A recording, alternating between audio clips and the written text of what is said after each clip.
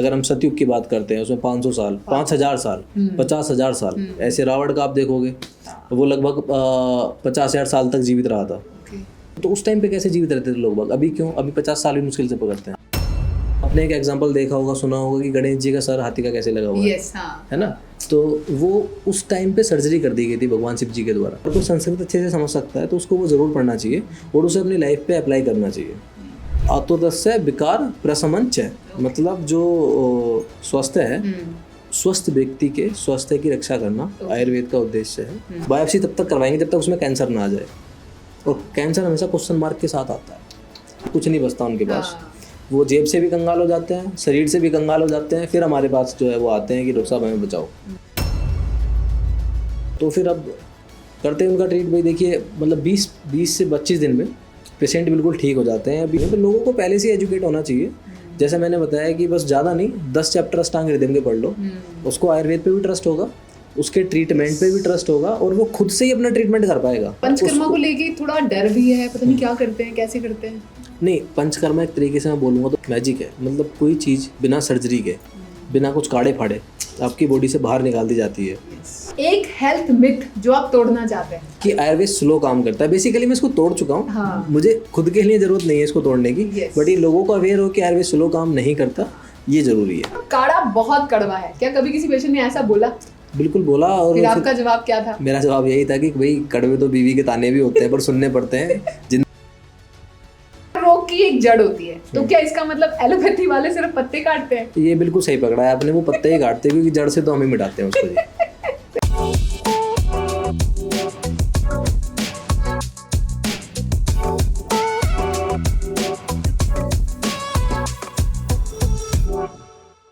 नमस्कार, स्वागत है आपका द हीलिंग माइक पॉडकास्ट के एक और स्पेशल एपिसोड में।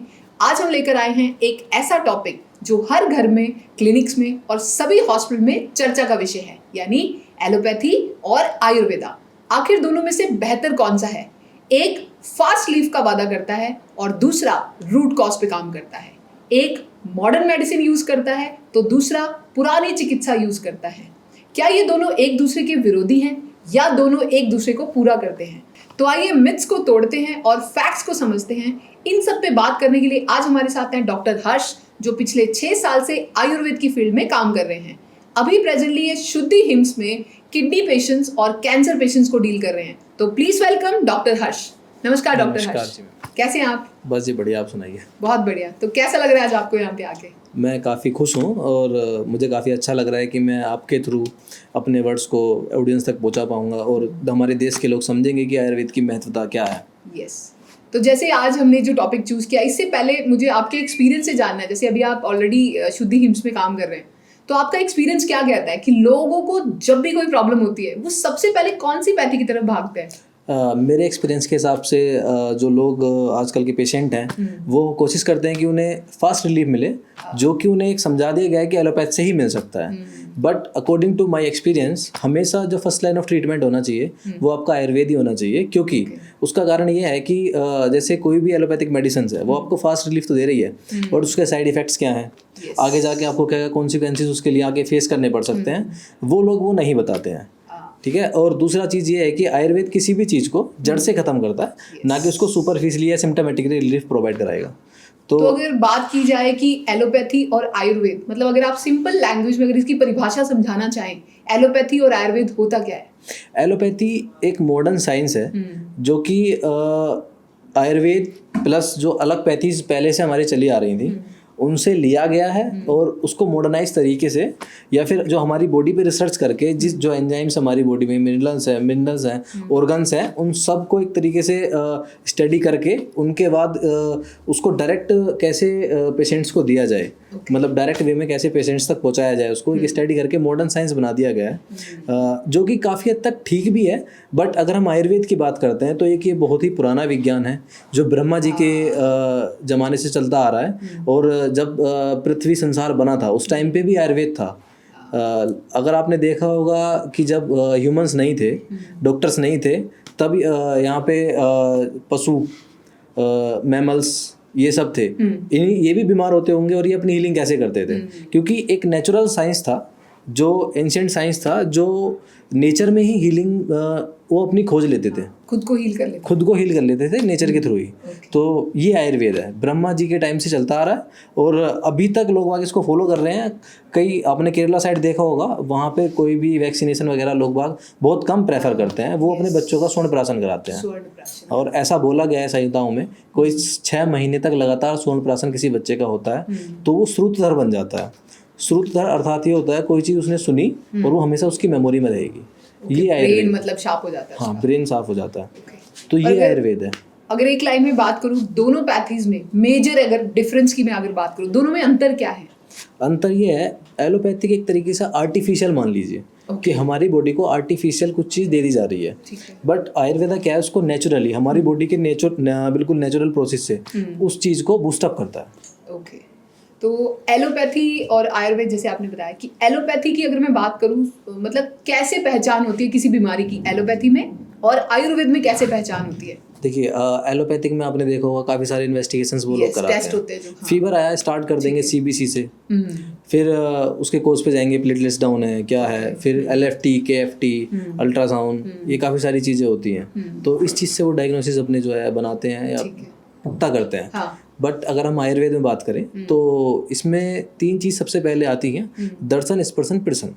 तो एक जो बेसिक चीज़ है जो एलोपैथ में भी फॉलो होती है, मतलब पेशेंट को देखते हैं, एनालाइज करना शुरू कर देते हैं। फिर उसके बाद इसमें एक नाड़ी परीक्षा आती है।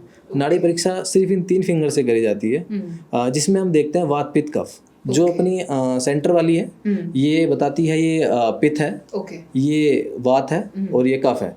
फिर हम 200 की गति देखते हैं, 200 की गति से इसका पता लगता है। आयुर्वेद 3-200 पे काम करता है। सिर्फ नाड़ी से समझ लेते हैं कि प्रॉब्लम क्या है। हाँ, आपने देखा होगा, अगर आज से हम 500 या 600 साल पहले भी जाएं तो उस टाइम पे कोई इन्वेस्टिगेशंस नहीं होती थी, वैद्य थे पहले, वो फिर भी ट्रीटमेंट करते थे लोगों का। कैसे? वो अपनी नाड़ी परीक्षा से, उनका एक्सपीरियंस था। लाइफ स्पैन आप देखोगे पहले का ज़्यादा था। क्यों था? उसके पीछे भी आयुर्वेद है। और अगर किसी दूसरे युग की अगर हम बात करते हैं, ठीक है, जैसे मान लो ये कलयुग है, इसमें लाइफ स्पैन पहले बता दिया गया था कि कम है। अगर हम सतयुग की बात करते हैं उसमें 500 साल, 5000 साल, 50,000 साल। ऐसे रावण का आप देखोगे वो लगभग 50,000 साल तक जीवित रहा था। ऐसा देख लो, तो उस टाइम पे कैसे जीवित रहते थे लोग। अभी क्यों? अभी 50 साल भी मुश्किल से पकड़ते हैं। अब तो एवरेज एज बहुत कम हो गई। बिल्कुल, मेन अपना लाइफ स्टाइल है, साइड इफेक्ट्स है मेडिसिन के। आयुर्वेद को ना मानना, या फिर आजकल का लोगों का लाइफ स्टाइल ऐसा हो गया कि उन्हें सारी चीज़ें जल्दी ही करनी है। तो जो जल्दी है वो हमेशा नुकसान ही कराती है। और कभी भी आप देख लीजिएगा, ऐसा बोला गया है कि सब्र का फल हमेशा मीठा होता है। तो आयुर्वेदिक ट्रीटमेंट कभी आपको नुकसान नहीं पहुंचाएगा। पर ये जैसे आजकल आपने बोला सब्र का फल मीठा होता है, तो लोग सब्र करते क्यों नहीं? आजकल ऐसा क्या हो गया है कि हर चीज़ लोगों को जल्दी चाहिए, ट्रीटमेंट भी जल्दी चाहिए, रिलीफ जल्दी चाहिए, हर चीज़ जल्दी चाहिए। ग्रीडीनेस, लालच लोगों को है कि वो अपना कुछ मिस ना कर दें। जैसे एग्जांपल ले लो, किसी को फीवर हुआ, ठीक है, फीवर हमारा सबसे बड़ा मित्र है। हमारी बॉडी में कोई भी प्रॉब्लम आएगी उसको हील अप करने के लिए फीवर होता है।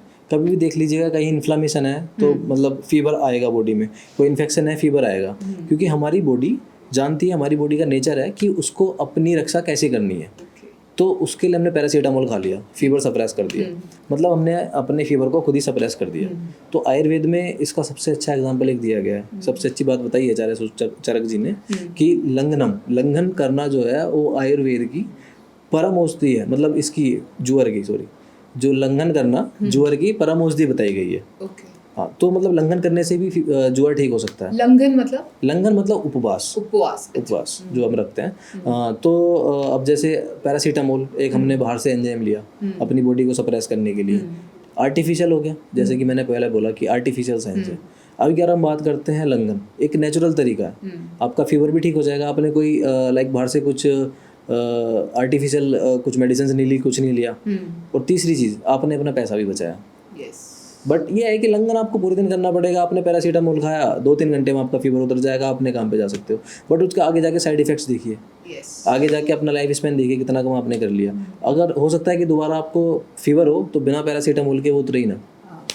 तो एक बॉडी का नेचर होता है, अगर बॉडी को आप जितना रिलैक्स रखोगे बॉडी उतनी ही खराब हो जाएगी। मतलब आयुर्वेद मानता है कि जो फीवर है वो हमारा दोस्त है, फीवर बिल्कुल हमारा मित्र लेकिन है। एलोपैथी मानता है कि अगर फीवर आया तो पैरासीटामोल लेके फीवर उतार देना। फीवर सप्रेस कर दो, मतलब वो जरूरी चीज़ नहीं है। फीवर क्यों उतारना है, फीवर रहने दो। हाँ। 1 दिन रहेगा, 2 दिन रहेगा, 3 दिन में अपना आप ठीक हो जाता है फीवर। तो नुकसान नहीं होगा इसका बॉडी को कुछ? नहीं मैम, फीवर से कोई नुकसान नहीं होता। कभी भी कोई भी इन्फेक्शन हमारी बॉडी में होगा तो सबसे पहले हमें फीवर होगा, क्योंकि वो अपनी बॉडी खुद ही उसको हील करने के लिए मतलब चार्ज करती है कि भाई मुझे खुद ही हील करना है। हमारी बॉडी जानती है कि कोई भी बाहर से कुछ भी पैथोजेंस आया, कोई भी अपनी बॉडी में एंटर करा, तो उसको कैसे रोकना है, उसको कैसे किल करना है। उसके लिए बॉडी टेम्परेचर हाई कर देती है अपना, ठीक है। तो किसी भी पैथोजेंस का अगर हम 100 डिग्री टेम्परेचर कर देते हैं, ठीक है, तो वो खुद ही खत्म हो जाएगा। तो उसको किल करने के लिए बॉडी अपना टेम्परेचर बढ़ाती है, और हमने सप्रेस कर दिया तो आगे जाके फिर लीवर डिसीजेस, CKD, कैंसर, ये सारी चीज़ें होती हैं, डायबिटीज़। तो अगर किसी को फीवर है, अब वो पैरासीटामोल ना लेके, तो उनके लिए क्या ट्रीटमेंट है? फिर आयुर्वेद में क्या ट्रीटमेंट है? आयुर्वेद में देखिए, आयुर्वेद में लिए एक तो मैंने आपको लंघन बता दिया। अब जैसे अब अगर आए देखो आप शुद्धि हिम्स में जैसे हम कराते हैं lower leg hot water immersion, means आपने 2 बाल्टियाँ ली, ठीक है। एक बाल्टी में लगभग 42 डिग्री सेल्सियस का पानी फिल कर लिया, दूसरी में 45 डिग्री सेल्सियस का पानी फिल कर लिया, 50 डिग्री तक का हमने पानी ले लिया। उसमें हमने क्या करना है, अपने घुटने तक के पैर डुबा के पानी में बैठ जाना है, ठीक है। जैसे जैसे इधर से 50 डिग्री वाली जो अपनी बकेट थी, उसमें से एक मग्गा पानी लेना है, उसमें डालते रहना है, ताकि जो पानी का टेम्परेचर है वो बैलेंस रहे, ठीक है। ये कितनी देर तक मेंटेन रखना है? मिनिमम आधे घंटा कर लीजिए, 45 मिनट्स कर लीजिए। इतने में आपका फीवर बिल्कुल उतर जाएगा। और अगर फिर भी नहीं उतरता तो सिप सिप करके गर्म पानी साथ में पीती रहिए। तो इससे मिनिमम 45 मिनट्स में, 30 मिनट्स में आपको कंप्लीट रिलीफ मिल जाता है। और ये प्रैक्टिकली है। मतलब प्रैक्टिकल आपने किया। जो मुरादनगर में कैंप लगा था 72 आवर कैंप इनका, उसमें मैं गया था और मेरे साथ यहाँ के कुछ डॉक्टर्स भी गए थे। तो वहाँ पे क्या है कि वहाँ पे हमने खुद से ये ट्रीटमेंट चलाया था, मतलब हमने खुद भी प्रैक्टिकली करा था, और ये इफेक्टिव है। मतलब उनका बुखार एकदम से उतर बिल्कुल उतर गया था। तो इसलिए पैरासीटामोल लेने की फिर कोई ज़रूरत है ही नहीं। पैरासीटामोल की नीड क्या है मैम, कुछ ज़रूरत नहीं है। अभी आप देख लीजिए, पैरासीटामोल का मैं आपको एक छोटा सा एग्जांपल दे देता हूँ। कभी आपने एक एज में आके, या फिर कभी देखा होगा कि आपने कभी 650 mg की मेडिसिन से नहीं आती थी पैरासीटामोल, डोलो जो आजकल आती है, काफ़ी सारी मेडिसिन है पैरासीटामोल की जो 650 mg में आती है, ठीक है। और एक स्टडी के हिसाब से ये बताया गया कि 1800 mg सेफ डोज बता जाती है मेडिसिन की। 1800 mg सेफ डोज है पैरासीटामोल की, ठीक है। उसके बाद अभी क्या है, दिन में हमने 3 बार पैरासीटामोल ले लिया, तो 650 ये तो ज़्यादा हो गया। 150 mg ऑलरेडी हम ऊपर ले रहे हैं सेफ डोज से, मीन्स हमारे लिए हानिकारक है, हमें नहीं लेना चाहिए। दूसरा, आपने 200 mg से कभी स्टार्ट करा होगा पैरासीटामोल, या फिर कभी अपने आप दादा से पूछोगे या फादर साहब से पूछोगे तो आपको बताएंगे कि 200 mg से आपको प्रॉपर रिलैक्स मिल जाता था उस टाइम पे, फीवर उनका उतर जाता था। अभी क्यों नहीं उतरता? वो रेसिस्ट हो गई है हमारी बॉडी में। 200 mg में फ़र्क ही नहीं डालेगी। किसी का भी प्रिस्क्रिप्शन देख लो, मतलब किसी भी डॉक्टर ने किसी को उपचार दिया हो, एलोपैथिक डॉक्टर ने प्रिस्क्रिप्शन आप उसका उठा के देखो, उसमें आपको दिखाई दे जाएगा कि एंटीबायोटिक्स, मतलब एक 4-5 साल के बच्चे को आपने 4-5 एंटीबायोटिक एक साथ दे दी, उसकी क्या नीड है? मतलब उसको आर्टिफिशियल इम्यूनिटी दे रहे हो ना आप, उसकी तो कोई ज़रूरत ही नहीं है। उस बच्चे को खेलने दो।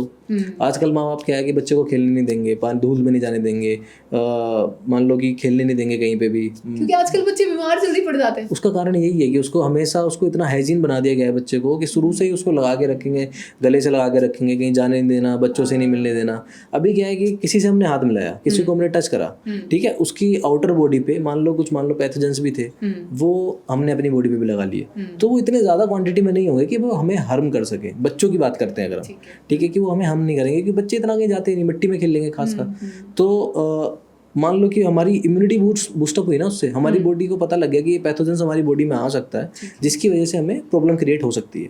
मतलब उस 6 महीने के बच्चे की बॉडी को भी ये पता है ये पैथोजन हमारी बॉडी में आ सकता है, हमें प्रॉब्लम क्रिएट कर सकता है। तो मतलब बॉडी अपने आप ही हील कर लेगी ना। अगर बाद में कभी वो उसको इफेक्ट भी करता है इन लार्ज क्वांटिटी, वो पैथोजन उसको मतलब बड़ी मात्रा में भी अटैक करता है उसकी बॉडी पे, पर बॉडी तो फिर भी उसको हेल्प करने के लिए तैयार है ना पहले से, क्योंकि वो 6 महीने में उसके अंदर उसकी इम्यूनिटी डेवलप हो गई थी, तो उसको एंटीबायोटिक की जरूरत ही नहीं है। आजकल घर में टाइल्स लग गई हैं, टाइलें लग गई हैं, पत्थर लग गए हैं। पहले क्या था, कच्चे घर होते थे, उनका लाइफ स्पैन देख लो आप कितना ज़्यादा है। अपने दादा का देख लो, हो सकता है कि अगर कंपैरिजन हम करें, हमारे दादा हमारे परदादा से कम जिए होंगे।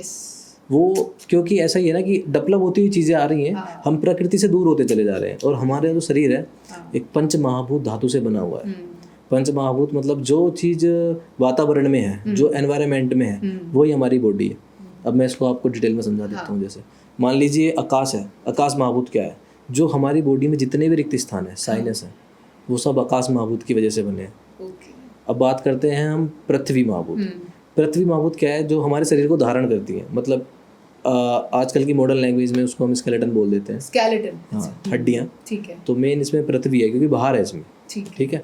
हम बात करते हैं जल। जल महाभूत कहाँ आ गया हमारी बॉडी में? रक्त। 70% जल भी है। हाँ, रक्त है। जो भी फ्लो हो रहा है हमारी बॉडी में वो वायु के द्वारा हो रहा है। जो भी मूवमेंट है हम ऐसे भी कर पा रहे हैं तो वायु की वजह से कर पा रहे हैं। तो ये हमारी बॉडी में जल हो गया, मूवमेंट हो गया, वायु हो गया। ठीक है। वायु भी फिर 5 प्रकार की बताई हैं आयुर्वेद में। ये सारे मतलब वायु, पित्त, दोष, ये सब 5-5 प्रकार के इन्होंने बताए हैं। पित्त, कफ, वात, ये 5 प्रकार के बताए हैं। और हम बात करते हैं अग्नि। अग्नि महाभूत क्या है? मांसल धातु, जो अपनी मांस है, मसल्स हैं, वो सब अग्नि है। हम देख पा रहे हैं तो वो अग्नि की वजह से देख पा रहे हैं। तो ये अग्नि है। डाइजेशन हमारी बॉडी कर पा रही है तो वो अग्नि की वजह से कर पा रही है, जिसको हम जठराग्नि बोलते हैं, है ना। तो मेन हमारा जो भार है वही शरीर के अंदर है। अगर मान लीजिए हमने बच्चे को मिट्टी में खेलने दिया तो उसमें कभी कैल्शियम की कमी नहीं आएगी। आजकल पेरेंट्स बच्चों को ना मिट्टी में खेलने देते हैं, ना बारिश में नहाने देते हैं। इतना पैम्पर्ड कर देंगे बच्चे को कि हो सकता है कि उसको मतलब 5 महीने 7 महीने हर चौथे महीने उसको डॉक्टर के पास लेके जाना पड़े। ये तो मैंने भी ऑब्जर्व किया, ये हमेशा होता है। भगवान ने एक नेचुरल बॉडी किसी की बनाई है। भगवान ने बनाया बच्चों को, हमें सब ने भगवान ने बनाया। ठीक है। उसी ने आयुर्वेद को बनाया। ब्रह्मा जी से इसका अवतरण शुरू हुआ है। उन्होंने दक्ष प्रजापति को दिया, फिर वो आगे जनरेशन टू जनरेशन दक्ष प्रजापति से आगे आया, भगवान इंद्र पे आया, अश्विनी कुमारों से इंद्र पे आया, इंद्र से फिर आगे गया। मतलब जैसे आपने देखा होगा, अगर हम बात करते हैं महाभारत में, महाभारत में जो इनके भाई थे नकुल और सहदेव। हाँ, नकुल और सहदेव जो इनके भाई थे अर्जुन के, उन्होंने कर्ण की चिकित्सा करी थी। आपने देखा होगा जब भगवान इंद्र ने उससे उनके कवच कुंडल मांगे थे तो उनकी पूरी बॉडी इंजर्ड हो गई थी। उसके बाद वो मतलब बेड पे थे, तो इन्होंने उससे उनकी मंत्र चिकित्सा उस टाइम पे कुछ जड़ी बूटियों से जो इनकी चिकित्सा करी थी। तो आयुर्वेद तो तब से चला आ रहा है, बहुत पुराना है। हाँ, भगवान कृष्ण जी से भी पुराना है। ब्रह्मा जी से मतलब ऐसा मान लो कि आपने एक एग्जांपल देखा होगा, सुना होगा कि गणेश जी का सर हाथी का कैसे लगा हुआ है ना। तो वो उस टाइम पे सर्जरी कर दी गई थी भगवान शिव जी के द्वारा। मतलब पहली सर्जरी उस टाइम हुई थी। हाँ, पहली सर्जरी वो हुई थी। उससे पहले भी एक सर्जरी हुई थी, जैसे जब पार्वती जी ने अब सती हुई थी तो भगवान शिव जी ने क्रोधित होकर अपने ससुर जी का गला काट दिया था। तो वो ब्रह्मा जी के पुत्र थे, तो उनकी सर्जरी ब्रह्मा जी ने करी थी। उनको भी सिर लगाया गया था, उनको बकरे का सिर लगाया गया था। तो ऐसी ऐसी चीज़ें हैं जो पहले भी हुई हैं, बट अभी लोगों को क्या है कि प्रैक्टिकल हो गए हैं लोग, है ना। उन्होंने प्रैक्टिकली चीज़ें नहीं देखी, हमने भी नहीं देखी, तो वो ट्रस्ट नहीं कर पाते, है ना। तो ऐसे ही ये है कि एलोपैथ में लोग बाग की पैरासीटामोल और इतनी सारी मेडिसिन खाने लग गए हैं जो आर्टिफिशियल इम्यूनिटी तो बना रही है बॉडी में, पर नेचुरल कुछ नहीं है। सारी चीज़ें मतलब लोगों को आज की डेट में बस फास्ट रिजल्ट, बस फास्ट रिजल्ट चाहिए। तो मतलब इसके साइड इफेक्ट्स इतने ज़्यादा हैं, आगे जाके हो सकता है कि ये मेडिसिन भी वर्क ना करें। मतलब कोई भी मेडिसिन वर्क नहीं करती। एंटीबायोटिक पेनिसिलिन, उसके इतने ज़्यादा साइड इफेक्ट थे, इतने ज़्यादा साइड इफेक्ट्स थे उसके, आते आते वो बैन ही कर दी गवर्नमेंट ने। तो उस टाइम पे जो खाई होगी लोगों ने, उन्हें पेनिसिलिन की ज़रूरत ही क्या थी? आयुर्वेद तरीके से तो हील अप हो सकते थे वो। उसके कितने ज़्यादा साइड इफेक्ट्स हैं, वो तो मतलब एलोपैथिक वालों ने ही बताए हैं उसके साइड इफेक्ट्स, हमने तो बताए ही नहीं, है ना। उन्होंने ही वो बंद करी है, तो उसको मार्केट में लाए क्यों थे उस टाइम पे? तो मतलब बंद होते होते भी काफ़ी सारे लोगों ने ऑलरेडी खा भी लिया। हाँ, अभी भी मार्केट में मिल जाती है, वैसे ऐसी बात नहीं है। हाँ, इंडिया में तो वो सारी चीज़ें मिलेंगी आपको जो बैन होती है, काला बाजार हर जगह है, सब जगह मिल जाता है। बिल्कुल बिल्कुल। तो जैसे ये जो एलोपैथी और आयुर्वेद है, क्या ये दोनों साथ मिलकर काम कर सकते हैं कि ऐसा नहीं है? बिल्कुल भी बिल्कुल। देखिए मैम, दोनों साथ मिलकर काम कर सकते हैं। ऐसा नहीं है कि वो चीज़ डेवलप हुई है, जैसे एलोपैथ वो डेवलप हुआ है अपने आप में, बिल्कुल नो डाउट। बट अगर हम बात करते हैं तो फर्स्ट लाइन ऑफ ट्रीटमेंट, अगर फर्स्ट लाइन ऑफ ट्रीटमेंट हमेशा हमारा आयुर्वेद ही होना चाहिए। मान लो किसी चीज़ का हमें लास्ट स्टेज में पता लगता है, मान लो कहीं ब्लॉकेज है, जैसे गोल ब्लैडर है, ठीक है, उसमें ब्लॉकेज आ जाती है तो स्टेंट डालना पड़ता है, ठीक है। हार्ट में भी आती है, गोल ब्लैडर में भी आ जाती है ब्लॉकेज। हाँ, गोल ब्लैडर में ब्लॉकेज आने की वजह से बॉडी में जॉइंटिस हो जाता है, जिसकी क्योंकि हमारा बाइल जूस सिक्रेट नहीं हो पाता। तो जब बाइल जूस हमारी बॉडी में रहेगा तो जॉइंटिस हो जाएगा, वो नॉर्मल प्रोसीजर है, वो छोटे बच्चे को भी होता है। पैथोलॉजिकल और फिजियोलॉजिकल जॉइंटिस दो बताए गए हैं पीडिया में। अगर बात करते हैं हम, आयुर्वेद में बोलते हैं इसको कुमार व्रत है, उसमें 2 बताए गए हैं, ठीक है। तो वही चीज़, जैसे मतलब गोल ब्लैडर में बाइल जूस का सिक्रीशन नहीं हुआ तो ऑब्वियस है कि हमें जॉइंटिस हो जाएगा, ठीक है। वो ब्लॉकेज मान लो 97% है, तो आयुर्वेद टाइम लेगा उसको खोलने में, ठीक है, थोड़ा टाइम लग सकता है, 15-20 दिन लग जाए, पेशेंट उसको नहीं बियर कर पाए, ठीक है, तो उसके लिए हमें क्या करना है, उस समय हमें एलोपैथ की ज़रूरत है, इमरजेंसी कंडीशन में उस समय हम एलोपैथ ले सकते हैं, सर्जरी करा के उसको ठीक करा सकते हैं, ठीक है।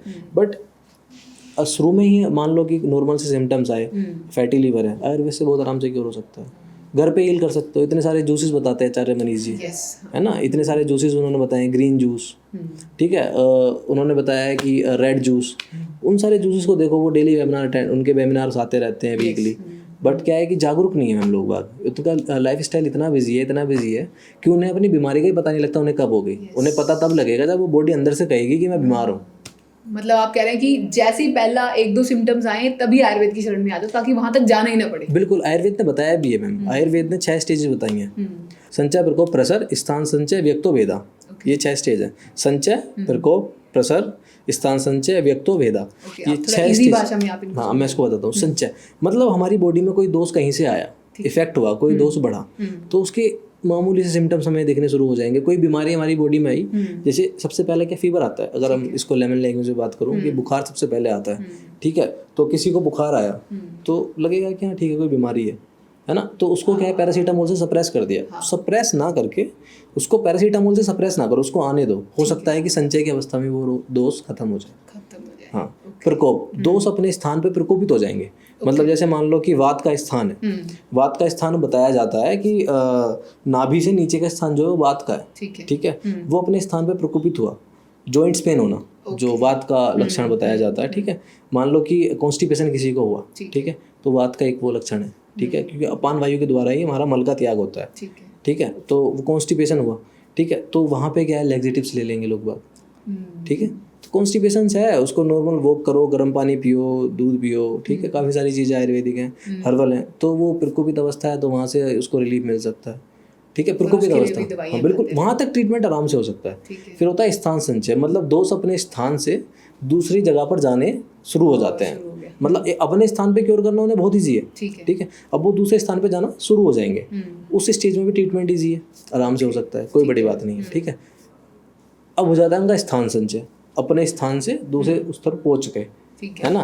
प्रेशर आता है उससे पहले, प्रेशर में फैलना शुरू हो जाते हैं, ठीक है, हाँ प्रेशर वाला पहले ऐड कर देना कि पहले प्रेशर आएगा, सबसे पहले आया संचय, प्रकोप मतलब अपने स्थान पे प्रकोपित हुए, फिर आता है प्रेशर, प्रेशर मतलब अपने स्थान से दूसरे स्थान पर दोषों का फैलना शुरू हो जाता है, ठीक है, फिर आ जाता है स्थान संचय। स्थान संचय का मतलब होता है कि अपने स्थान से दूसरे स्थान पर दोष पहुंच चुके हैं और वहाँ पे उन्होंने अपने लक्षण दिखाने शुरू कर दिए हैं। जैसे मान लीजिए वात अपने स्थान से हटकर सारे जॉइंट्स में पहुंच गया, वहाँ पे उसने पेन करना शुरू कर दिया, मूवमेंट स्लो कर दिए। आपने देखा होगा जब पेन होता है तो दर्द होता है मूवमेंट करने में, ठीक है, तो उस टाइम पे हम आयुर्वेद में पंचकर्मा करा सकते हैं, उनको कोष्ठ में लाकर 200 को, मतलब यहाँ तक भी आयुर्वेद में ट्रीटमेंट बिल्कुल क्योर हो सकता है। फिर आती है व्यक्तो वेदा, मतलब जो बीमारी है उसके कंप्लीट लक्षण आपको दिख जाएंगे, ठीक है, उसके बाद उसको ट्रीट करना थोड़ा क्रिटिकल हो जाता है। फिर वेदोवस्था में ऐसा बोल दिया जाता है कि ट्रीट हो सकती है, क्रश साध्य होगी या फिर हो सकता है कि बीमारी असाध्य हो जाए, ठीक है। तो लोगों को संचय अवस्था में पता नहीं लगता,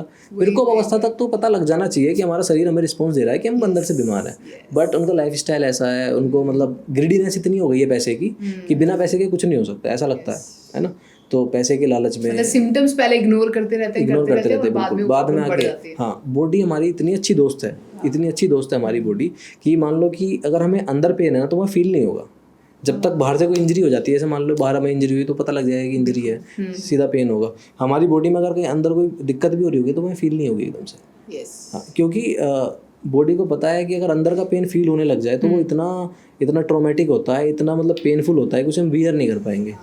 अब छोटा सा एग्जांपल ले लो, क्रैम्प्स जो फीमेल्स में एवरी मंथ होते हैं, है ना, उससे कहीं ज़्यादा पेन होगा अगर फैटी लीवर का पेन होना शुरू हो जाए किसी को, उससे कहीं ज़्यादा पेन होगा, वो पेनफुल होगा, हाँ, तो वो बॉडी रिएक्ट नहीं करती ना बाहर, तो मतलब बॉडी अपने आप ही उसको अंदर ही अंदर, हाँ, मतलब क्या होता है, 2 तरीके के नर्वस सिस्टम होते हैं, सिंपैथेटिक और पैरासिम्पैथेटिक, ठीक है। तो पैरासिम्पैथेटिक नर्वस सिस्टम होता है ना, मतलब वो पेन को थोड़ा कम सेंस कराता है बॉडी को, लेट कैरी करेगा, पेन इतना फील नहीं होता, क्रैम्प्स ज़्यादा फील होते हैं, आपने देखा होगा, ठीक है, क्योंकि वो एब्डोमिनल मसल्स होती हैं अपनी, रेक्टस एब्डोमिनस होता है, उसमें ओब्लिक मसल्स होती हैं, ठीक है, वो क्रैम्प जनरेट करती हैं जिससे जो हमारी बॉडी की गंदगी है वो बाहर निकल पाए। जैसे आपने बताया कि जो एलोपैथी है उसके काफ़ी सारे साइड इफेक्ट्स होते हैं। बिल्कुल। आपने बताया कि ऑलरेडी लोग जो मेडिसिन लेते हैं कल को दबा देता है और लेटर ऑन जाके उनको पता चलता है। तो आयुर्वेद में साइड इफेक्ट नहीं होते? आयुर्वेद में मैम साइड इफेक्ट्स नहीं होते हैं। Okay. अगर आप अच्छा वैद, अगर किसी वैद को अच्छी नॉलेज है उसके साथ आप ट्रीटमेंट ले रहे हो तो साइड इफेक्ट्स नहीं होंगे। जिसको मात्रा, मतलब आयुर्वेद में एक बहुत बड़ा जिक्र करा गया है मात्रा पूर्वक। Okay. किसी भी चीज़ को मात्रा पूर्वक लिया जाए तो उसका कोई साइड इफेक्ट्स नहीं है। Okay. अब मैं इसी चीज़ को आपको एलोपैथ में बताता हूँ। किसी चीज़ की मात्रा डिसाइड ही नहीं है, उन्होंने वेट के हिसाब से कैटेगरी बना दी है। बट किसी को फीवर ज़्यादा तेज है उसको 2 पैरासीटामोल भी लगा देंगे। वो 650 दे दिया उन्होंने। 650 देने के बाद पैरासीटामोल 650 दिया, कुछ टाइम बाद आप देखोगे एक पीसीएम का इन्फ्यूजन भी चल रहा होगा साथ में। डायरेक्टली देने की क्या ज़रूरत है? कोई ज़रूरत नहीं है ना। तो इसीलिए उनका lower leg hot water immersion कर लो, इतना ईजी टास्क है। तो उससे कोई साइड इफेक्ट नहीं है उसके मतलब साइड इफेक्ट जब तक नहीं है जब तक उसे मात्रा में दे रहे हैं हम। मतलब अभी मान लो कि हमने पंचकर्मा करवाया, अगर वमन का अति योग हो जाए तो पेशेंट क्या है कि दुर्बल हो जाएगा, वीकनेस उसकी बॉडी में आ जाएगी। ठीक है, वीकनेस आ जाएगी, हो सकता है कि पूरे दिन वो सोता ही रहे, है ना। ज़्यादा अति योग हो गया, हो सकता है कि यहाँ जो उसकी पित्त ज़्यादा बाहर निकल आएगा। अति योग तब होता है जब कफ तो निकालता है, ये वमन प्रोसीजर क्या करता है, कफ को बाहर निकालेगा। उसके साथ साथ वो पित्तांत तक बोलते हैं कि मतलब कफांत और पित्त प्रारंभ, मतलब पित्त जैसे प्रारंभ हो आना तो हमें मतलब रुक जाना चाहिए। वो दिख जाता है पानी में, उसमें देखोगे ना आप, जैसे मयूर पंख जैसे चीज़ें दिख जाती है पानी में, मतलब जो भी वो बाहर निकालता है उसमें। तो उस टाइम अगर नॉर्मल मात्रा में लिया जाए तो कोई उसका साइड इफेक्ट कभी भी नहीं होता। अगर ज़्यादा पित्त आएगा तो हो सकता है वो अपनी जो ईसोफेगस है उसको वो बंद कर दे, उसके लीवर को। जैसे आजकल ना अब जैसे लोग इंस्टाग्राम पे रील्स वगैरह देखते हैं, उस पर भी बड़े सारे लोग कोई ना कोई नुस्खे बताते रहते हैं। लोग गूगल पे सर्च कर लेते हैं आजकल। तो अब जैसे मुझे भी याद है कि जब मैंने बेबी कंसीव किया हुआ था, मैं हर रोज़ गूगल पे कुछ ना कुछ सर्च मारती रहती थी, इसमें क्या होता है, अच्छा ये क्या होता है। हम आजकल खुद ही डॉक्टर बन पड़ते हैं। हाँ, तो आपके पास ऐसे पेशेंट्स आते हैं जो गूगल पे कुछ सर्च करके आपसे बात करते हैं, कुछ ऐसा होता है? बिल्कुल ऐसे पेशेंट आते हैं और वो मिसगाइड हो चुके होते हैं। तब तक वो हमारे पास आते हैं मिसगाइडेड हो चुके होते हैं, क्योंकि गूगल पे नॉन मेडिकोज भी कुछ ना कुछ मेडिकल की नॉलेज डाल देते हैं जिन्हें नहीं पता। एक ऑथेंटिक किसी डॉक्टर ने, रिसर्चर ने कोई भी चीज़ डाली होगी, किसी रिसर्च जो रिसर्च करता होगा, कोई कुछ चीज़ डाली होगी उसने, तो वो उसकी लॉजिकल होगी। ठीक है, रिसर्च आर्टिकल पढ़ने चाहिए। मतलब कोई नॉर्मल आदमी भी है, बीइंग कोई नॉन मेडिकोज भी है, तो उसको सिर्फ रिसर्च आर्टिकल पे ही भरोसा करना चाहिए। ओके, मतलब आर्टिकल्स ही पढ़े पर नॉर्मल गूगल का ज्ञान नहीं लेना चाहिए। नॉर्मल गूगल का ज्ञान नहीं लेना चाहिए। अभी कुछ टाइम पहले एक इंसिडेंस हुआ था, इंस्टाग्राम पे काफ़ी वायरल भी रही थी वो वीडियो कि एक कोई शायद बिहार साइड का, पता नहीं कहीं का कोई एक लड़का था, उसने अपना अपेंडिक्स का ऑपरेशन कर लिया था यूट्यूब से देख के वीडियो। ऑपरेशन कर लिया अपना खुद का ऑपरेशन उसने अपेंडिक्स का कर लिया था। बट शायद वो सर्वाइव नहीं करा, मतलब जो उसके बाद में न्यूज़ मिली कि वो सर्वाइव नहीं कर पाया उसके बाद, क्योंकि उसमें इतने सारे प्रिकॉशंस उन्हें लेने पड़ते हैं। इनफैक्ट मतलब एलोपैथी वाले जो सर्जरी करते हैं उन्हें पूरा हाइजीन का प्रॉपर ध्यान रखते हैं, वो सारी चीज़ें उसके बाद वो परफॉर्म करते हैं, वो एक्सपर्ट्स होते हैं। अभी एक नॉर्मल आदमी यूट्यूब पे देख ले, उसको ये नहीं पता कि इंसिजन कहाँ पे लेना है ना, उसको ये नहीं पता कि क्या बचाना है। इतनी सारी आर्टरीज होती हैं, कोई आर्टरी डैमेज हो जाए, ब्लडिंग ना रुके उसकी, तो वो कोलैप्स कर गया होगा। मतलब जो उसका बाद में न्यूज़ ये मिला कि वो मतलब सर्वाइव नहीं कर पाया उसके बाद। तो हाँ, वही है कि मतलब मिसगाइड कभी नहीं होना चाहिए। यूट्यूब पे 50 वीडियो होती है मैम। अगर मैं एज अ डॉक्टर, मैं सिर्फ अपनी पैथी पे खुद से मैं यूट्यूब पे कुछ समझूं तो वो समझ सकता हूँ। ठीक है, मैं कुछ इंजीनियर का ट्रैक्टर बनाने का सोचने लग जाऊँ कि मैं यूट्यूब से देख के ट्रैक्टर बना लूँगा, तो पॉसिबिलिटीज़ नहीं है ना। तो वही है कि जिस चीज़ में तुम काम कर रहे हो उस चीज़ को तुम गूगल से पढ़ो, कहीं से पढ़ो, उसके बारे में ज्ञान प्राप्त करो, तो चीज़ बेहतर है जिसका तुम्हें बेसिक्स पता है। अब किसी चीज़ का तुम्हें बेसिक्स ही नहीं पता, तुम्हें ये नहीं पता कि इंसिजन कौन से ब्लेड से लगाना है, कितने नंबर के ब्लेड से लगाना है, प्रिकॉशंस क्या क्या चाहिए साथ में, तुमने सीधा देखा वीडियो और मार दिया, काम कर दिया। तो ये साइड इफेक्ट्स भी हैं इसके। मतलब तो जैसे ये जो इंस्टाग्राम पे जो लोग ज्ञान देते हैं कि ये खाओ, काफ़ी सारी चीज़ें देसी नुस्खे बताते हैं, तो वो करना चाहिए या फिर पहले किसी डॉक्टर से बात करनी चाहिए? बिल्कुल, देखिए अगर किसी को ज्ञान सच में आयुर्वेद का लेना है, मतलब एक अपने इस बिजी लाइफ स्टाइल में किसी को आयुर्वेद का ज्ञान लेना भी है, तो मैं तो यही उन्हें एडवाइस करूँगा कि वो अष्टांग हृदयम, एक बुक आती है, अष्टांग संग्रह थी, उसको छोटा सा मतलब उसको कंठस्थ करके, उसको छोटा छोटा करके जो उसका मेन सार भाग है वो अष्टांग हृदयम में निकाल दिया। उसका हृदयम मतलब उसका हृदय पूरा, मतलब जो मेन चीज़ है वो अष्टांग हृदयम बना दिया गया है। उसमें गिने चुने चैप्टर हैं, गिने चुने पेजेस हैं, उसके भी स्टार्टिंग के आप बस सिर्फ 10 चैप्टर पढ़ लो, हो सकता है कि आपके बेसिक्स क्लियर हो जाएं। मतलब कोई भी पढ़ सकता है, कोई भी पढ़ सकता है, वो सिंपल लैंग्वेज में है, बट वो डिपेंड करता है कि उस बच्चे ने पढ़ाई कहाँ से करी है या फिर आपने पढ़ाई कहाँ से करी है। किसी की संस्कृत वीक है तो उसमें मैं कुछ नहीं कर सकता है ना। कि मतलब बेसिक्स क्या है ना कि आजकल चीज़ें, वही तो मैं बोल रहा हूँ कि एलोपैथ क्यों बढ़ रहा है, क्योंकि लोगों को संस्कृत पढ़नी ही नहीं आती। आजकल वो तो आजकल इंग्लिश में भी आने लगी है बुकें, इंग्लिश में पढ़ सकते हो, ठीक है, बट क्या पता उसका ट्रांसलेशन उस हिसाब का ना हो इंग्लिश में, जो मतलब ट्रांसलेशन जो करते हैं ना वो मॉडिफाइड हो जाता है। एक जो प्रॉपर लिखी हुई चीज़ है वो अलग है, संस्कृत में लिखने के बाद जो उसे हिंदी में ट्रांसलेट करा होगा ना, हो सकता है उसमें कोई त्रुटि हो, कोई गलती हो। अगर कोई संस्कृत अच्छे से समझ सकता है तो उसको वो ज़रूर पढ़ना चाहिए और उसे अपनी लाइफ पे अप्लाई करना चाहिए। आयुर्वेद का उद्देश्य ये बताया गया है कि मतलब स्वास्थ्य स्वास्थ्य रक्षण आतुरस्य विकार प्रशमन च, मतलब जो स्वास्थ्य है, स्वस्थ व्यक्ति के स्वास्थ्य की रक्षा करना आयुर्वेद का उद्देश्य है, और जो मतलब रोगी है उसके रोग का उपचार करना, मतलब जो स्वस्थ है उसकी तो स्वस्थ बना ही रखना ही आयुर्वेद का उद्देश्य है। अगर कोई मतलब बीमार भी पड़ गया है तो उस बीमारी को कैसे दूर करा जाए वो सब भी आयुर्वेद में है। मतलब आयुर्वेद अगर जो रोगी नहीं है उस पे भी काम करता है। बिल्कुल करता है मैम। अभी मैंने बताया ना अष्टांग हृदय के सिर्फ स्टार्टिंग के 10 चैप्टर पढ़ लो, उसमें दूसरा चैप्टर ये है दिनचर्या, जो सबसे ज़्यादा आजकल लोग बाग भूलते जा रहे हैं। दिनचर्या मतलब सुबह उठे, ब्रह्म मुहूर्त में कोई मेरे हिसाब से आज की जनरेशन में 10% आदमी ब्रह्म मुहूर्त में उठते ही नहीं होंगे। 10% को ये नहीं पता कि ब्रह्म मुहूर्त शुरू कब होता है। सूर्य उदय से जो पहले का टाइम है, सूर्य उदय से शुरू होने वाले पहले 2 घंटे ब्रह्म मुहूर्त मान सकते हैं। वैसे बेसिकली जो ऑथेंटिक माना है सूर्य उदय के पूर्व 45 मिनट जो होते हैं, उसको ब्रह्म मुहूर्त माना गया है, ठीक है। तो उसमें अगर कोई उठे, अपने मलों का त्याग करे, ठीक है, मल त्याग शौच वगैरह जाए, तो वहीं से उसका लाइफ स्टाइल शुरू हो जाएगा प्रॉपर। उसके बाद अंजन गरम बताया गया है कि नेत्रों पे अंजन लगाना है। अंजन मतलब? अंजन में ये आंखों पे जो स्याही लगाते हैं। अच्छा। अंजन गरम नेत्रों पे। इससे क्या होता है कि इसमें 2 तरीके के अंजन बताए गए हैं, सोभिरंजन, रसांजन। सोभिरंजन और रसांजन। तो जो सोभिरंजन है उसको हम डेली लगा सकते हैं। रसांजन मतलब जो औषधि से मिलकर बनाया जाता है, तो उसको हफ्ते में 1 बार लगाना चाहिए। मतलब घर पे बनाए कैसे करें? ये तो सोभिरंजन में आजकल लोगों ने स्याही लेनी ही बंद कर दी है। वैसे नहीं, सबसे अच्छा तो तरीका यही होता था कि आपने देखा होगा दिवाली पे लगाते भी हैं वो लौंग वगैरह का धुआं करके उसके ऊपर घी से जला के वो काला काला वो लगा लेते हैं, वो भी अच्छा होता है। स्याही पहले तोड़ते थे, घर पे बनाते थे स्याहियाँ पहले की औरतें। तो एक आइडियल अगर दिनचर्या की मैं अगर बात करूं, एक नॉर्मल क्या दिनचर्या, जैसे अभी आपने बताया कि सुबह जल्दी उठो, उसके बाद फिर सुबह जल्दी उठो, अपने मलों का त्याग कर दो ब्रह्म मुहूर्त में, स्नान करो, उसके बाद जो अपने मतलब अपने खाना वगैरह खाना है, एक उसको प्रॉपर डाइट में लो। मतलब कभी भी खाना खाओ तो उसको मतलब 2 हिस्सों में डिवाइड कर लो, एक 1/4, एक 3/4। जो मतलब 1/4 हिस्सा है वो हमेशा खाली रहना चाहिए। मतलब जितनी तुम्हें भूख लगी हुई है ना, उसका हमेशा 75% ही खाओ, 25% खाली रहे। 4 रोटी खाने की भूख लगी है तो हमेशा 3 खाओ, मतलब पेट भर के नहीं खाना, क्योंकि उसके बाद हमें आलस आता है। खाना खाने के बाद आलस आएगा, नींद आएगी, तो वो कभी हमें नहीं खाना। और खाना भी हमेशा लघु आहार खाइए मोस्ट ऑफ द टाइम, ठीक है। ब्रेकफास्ट हमेशा हैवी करिए, उसमें कोई दिक्कत नहीं। ब्रेकफास्ट हैवी कर लिया आपने, लंच और हल्का, और उसके बाद और हल्का हम कर सकते हैं डिनर। वो हो सकता है कि हम स्किप भी कर दें, उसमें कोई दिक्कत नहीं है। ये आचार्य मनीष जी, BRC सर, इन्होंने एक मुहिम चलाई हुई है DIP डाइट।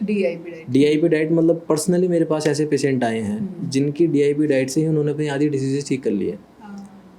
आचार्य मनीष जी ने बताया है कि जूस है, ग्रीन जूस, चौलाई, नीम, करेला, और तुम्हारे मतलब चौलाई के पत्ते, नीम के पत्ते, उसमें अदरक डालना है। अदरक डालने के बाद मतलब एक बड़ी गांठ अदरक की, और उसमें फिर साथ में जैसे ये डाल सकते हैं हम नीम के पत्ते, करेले के पत्ते, आंवले के पत्ते, इन सबको इकट्ठा करके एक जूस बना लेते हैं, जिसको मतलब जो हमें महीने में उसको 2 बार कर सकते हैं। वैसे अगर उसको डेली पिए हम सुबह 10 से शाम को 6 के बीच में, ठीक है। तो जैसे फाइब्रोइड्स नहीं होते फीमेल्स को, फाइब्रोइड्स कोई भी गांठ है, किसी भी प्रकार की गांठ है, तो वो ठीक हो सकती है। मतलब अगर रोज पिया जाए तो? रोज नहीं पीना वो। अच्छा। मतलब ऐसा मान लो कि 3 दिन तक आपने पूरा लंघन करना। उन्होंने काफ़ी वीडियो में, वेबिनार वगैरह में वो आचार्य मनीष जी पूरा जिक्र करते हैं उसका, पूरा बताते हैं, पूरा प्रोसीजर भी समझाते हैं कि कैसे बनाना है उसको, पूरा बनाते हैं। और आजकल तो उन्होंने वेबिनार भी अपने फ्री कर रखे हैं कि भी फ्री में कोई भी अटेंड कर सकता है वेबिनार को। मतलब वो इतनी क्लियर नॉलेज है, कैंसर पेशेंट के लिए इतना महत्वपूर्ण है वो चीज़। पालक, मेथी, बथुआ या चौलाई में से कोई एक चीज लेनी है। डालने को चारों डाल लो, जब मिले तो डाल लो, सीजन के हिसाब से आती है। सबसे बढ़िया रहेगा अगर चौलाई डालोगे, चौलाई सबसे एंटी कैंसरस होती है। नहीं तो पालक, मेथी, बथुआ, चौलाई में कोई मिल जाए, एक चीज ले लो, 2 ले लो, 3 ले लो, नहीं तो चौलाई ले लो। पुदीना, धनिया, कड़ी पत्ता 15, 20, 25 पत्ते ले लो, पुदीना, धनिया, कड़ी पत्ता। इसके बाद एक छोटा टुकड़ा अदरक, एक बड़ा टुकड़ा हल्दी, एक चुकंदर और एक आंवला, अगर आंवला नहीं मिले सीजन का तो आंवले का पाउडर डाल सकते हो, 2 पत्ते अमरूद, 2 पत्ते बरगद, 2 पत्ते पीपल और 4-5 पत्ते पान के डाल के जूस बना लो। और जूस बना के आपने सुबह से शाम तक सिर्फ जूस पीना है, खाली पेट, कुछ नहीं लेना। तो मैं आपको बता रहा हूं ये जूस पी के 3 दिन में, अभी एडवोकेट अश्विनी उपाध्याय की वीडियो दिखा रहा हूं, 3 दिन में उन्होंने अपनी गांठों को खत्म किया। मेरे पिताजी का घुटना खराब हो गया, मैंने एम्स में दिखाया, बोले घुटना ट्रांसप्लांट करना पड़ेगा। राम मनोहर लोहिया में दिखाया, बोले घुटना ट्रांसप्लांट करना पड़ेगा। मैंने एक बड़े दिल्ली के प्राइवेट हॉस्पिटल में दिखाया, टॉप के डॉक्टर को, उन्होंने बोला इलाज करना पड़ेगा। हिम्स में गए चंडीगढ़, 10 दिन रहे, आराम से चल रहे, बढ़िया, घुटना ठीक हो गया। इसी तरीके से एक मेरे जानने वाले, उनकी डायलिसिस हो रही थी किडनी की, और वो हिम्स डेराबासी गए चंडीगढ़ में, हिम्स एक हिम्स है चंडीगढ़ में, वहाँ गए, कुछ नहीं हुआ, डायलिसिस बंद हो गई, बढ़िया आराम से काम कर रहे हैं, और वो भी कितने में, कुछ हजार में। मुझे यहाँ पे 2-3 गांठें हो गई, तो मैं गया है किसी मित्र के पास, डॉक्टर है, उन्होंने देखा उखा, बोले ये तो निकलवाना पड़ेगा। हमने कहा निकलवाना? अरे मैंने कहा तो 2-3 हो रखी है। बोले हाँ निकलवाना पड़ेगा। उन्होंने बोला कि ये जो 2-3 गांठें, एक यहाँ पे थी, किधर थी, 2-3 गांठें थी, इसको निकलवाना पड़ेगा। तब तक मनीष जी का शिविर लगा हुआ था, ये महीने में 2 बार लगाते हैं, 2 बार लगाते हैं, 3-3 दिन का शिविर। मुझे थोड़ा टाइम मिल गया, हमने कहा चलो इनके यहाँ चलते हैं। 3 दिन जाके वहां पे केवल मालिश मसाज हुआ, कोई दवाई नहीं खाई। जहां ऑपरेशन से 3 गांठ निकाली जा रही थी, मनीष जी के हिम्स में जाके केवल हमने वहां पे अपना 3 दिन मसाज वसाज हुई, थोड़ा वो स्टीम दिया, योग प्राणायाम किया, आहार किया, चौथे दिन गांठ तीन की तीनों गायब हो गई, और उन तीनों गांठों के लिए ऑपरेशन कर रहे थे। फिर उसी वीडियो को देख के इंदिरा शर्मा जी, अंबिका, ऐसे सैकड़ों लोगों ने अपनी डाइट में चेंजेस करके ठीक किया अपने आप को। किसी के लीवर में गांठ है, ठीक है, उसके लिए कहीं पे भी गांठ है पूरी बॉडी में, कोई भी मतलब ट्यूमर है किसी भी तरीके का, वो उसको हील अप करने के लिए बिल्कुल सही उपाय है, बिना मेडिसिन के घर पे कर सकते हो उसको आप। पर जैसे एलोपैथी में तो पहले उसका वो बायोप्सी कराने के लिए बोल देते हैं। बायोप्सी तो मैम सबसे बड़ा एक तरीके से क्या बताऊं तुम्हें, स्कैम है। मतलब बायोप्सी मतलब कोई भी चीज़ है, एक कोई भी मतलब कोई भी चीज़ ले लो आप, ठीक है, कोई फल हम खाते हैं, उसको आपने आधा काट के या फिर उसमें से कोई पीस निकाल के वो रख दिया तो वो गल जाएगा कुछ दिनों में। ये गांठ है, ये ट्यूमर है, अब मैंने इसकी बायोप्सी कर दी, ये टुकड़ा निकाल लिया, ये क्या हो गया, क्या हो गया, इसकी बायोप्सी होगी। अब मैं इसको रख देता हूं और एक नॉर्मल रख देता हूं, कौन सा पहले खराब होगा? बताओ जी, कौन सा पहले खराब होगा? हाँ, ये कितने दिन में खराब होगा? ये तो रात होगा, ये तो महीना, 2 महीने, शायद 3 महीने खराब ना हो, और ये वाला 1-2 दिन में, 4 दिन में, 2 दिन में काला पड़ के सड़ जाएगा। तो ऐसे ही आप बायोप्सी करा के टुकड़ा निकालते हो और उसके बाद ये जल्दी सड़ता है। तो बायोप्सी ये है जो आप पूछ रहे थे, बायोप्सी क्या करती है? बायोप्सी आपका एक टुकड़ा निकाल देती है। अब वो अगर आपकी इम्यूनिटी अच्छी है, बहुत सॉलिड है इम्यूनिटी, तो बॉडी हील कर देगी, नो डाउट, है ना, जल्दी गल जाएगा। मतलब कंपैरिजन टू कोई दूसरा फल रखा है, एक जो आपने देखा केला अगर छील भी दो, उसको ऐसे रख दो तो काला पड़ जाता है, हाँ, थोड़ी देर है ना, सेब काटने के बाद काला पड़ जाता है थोड़ी देर में। तो वही बायोप्सी है, मतलब कि आपने कोई ट्यूमर है उसको कोई एक पार्ट ले लिया, ठीक है, वो हमने बायोप्सी करा ली, ठीक है, तो जो बचा हुआ पार्ट है, एक तो जिसको ट्यूमर हो गया मतलब उसकी इम्यूनिटी पहले से वीक है, पहले से, है ना, उसको फिल करने में टाइम लगेगा। तो वो अगर किसी का हील ही नहीं हुआ तो वो तो मतलब पूरी बॉडी में फैलेगा ना। मतलब एक जो गांठ है, ग्रंथि है ना, ये मतलब अगर हमारी बॉडी में बन रही है तो ये भी हमारी एक मित्र है। मतलब पूरी हमारी बॉडी के कहीं टॉक्सिन्स घूम रहे हैं बॉडी में, मान लो वो कहीं पे जाके इकट्ठा हो गए, मतलब वो पर्टिकुलर पार्ट को ही डैमेज कर सकते हैं, ठीक है। मतलब एक पाउच है, वो कुछ डैमेज नहीं कर रहा, वो पड़ा हुआ है बॉडी में साइड में, ठीक है, उसको हम मेडिसिन के थ्रू, पंचकर्मा के थ्रू बहुत आराम से निकाल सकते हैं। अगर वो पाउच कहीं पड़ा है, उसमें हमने छेद कर दिया, ठीक है, मान लो कि ये कप है, इसमें कॉफ़ी है, ठीक है, अगर इसमें हम यहाँ से छेद कर दें तो बाहर निकल जाएगा, ठीक है, पूरा मल बाहर निकल आया इसका, जो भी हमारी बॉडी में पड़ा हुआ फैलेगा, है ना। उसके बाद क्या बोलते हैं डॉक्टर, अच्छा आप कभी देखना, वो बायोप्सी तब तक करवाएंगे जब तक उसमें कैंसर ना आ जाए, और कैंसर हमेशा क्वेश्चन मार्क के साथ आता है। ये बात बेचारे मनीष जी ने जो है हर वेबिनार में पूरा मतलब पूरा जोरों शोरों से वो समझाते हैं। अब एक नई चीज़ आई है जो मतलब शायद मुंबई में ही है, उसको हम बोलते हैं वो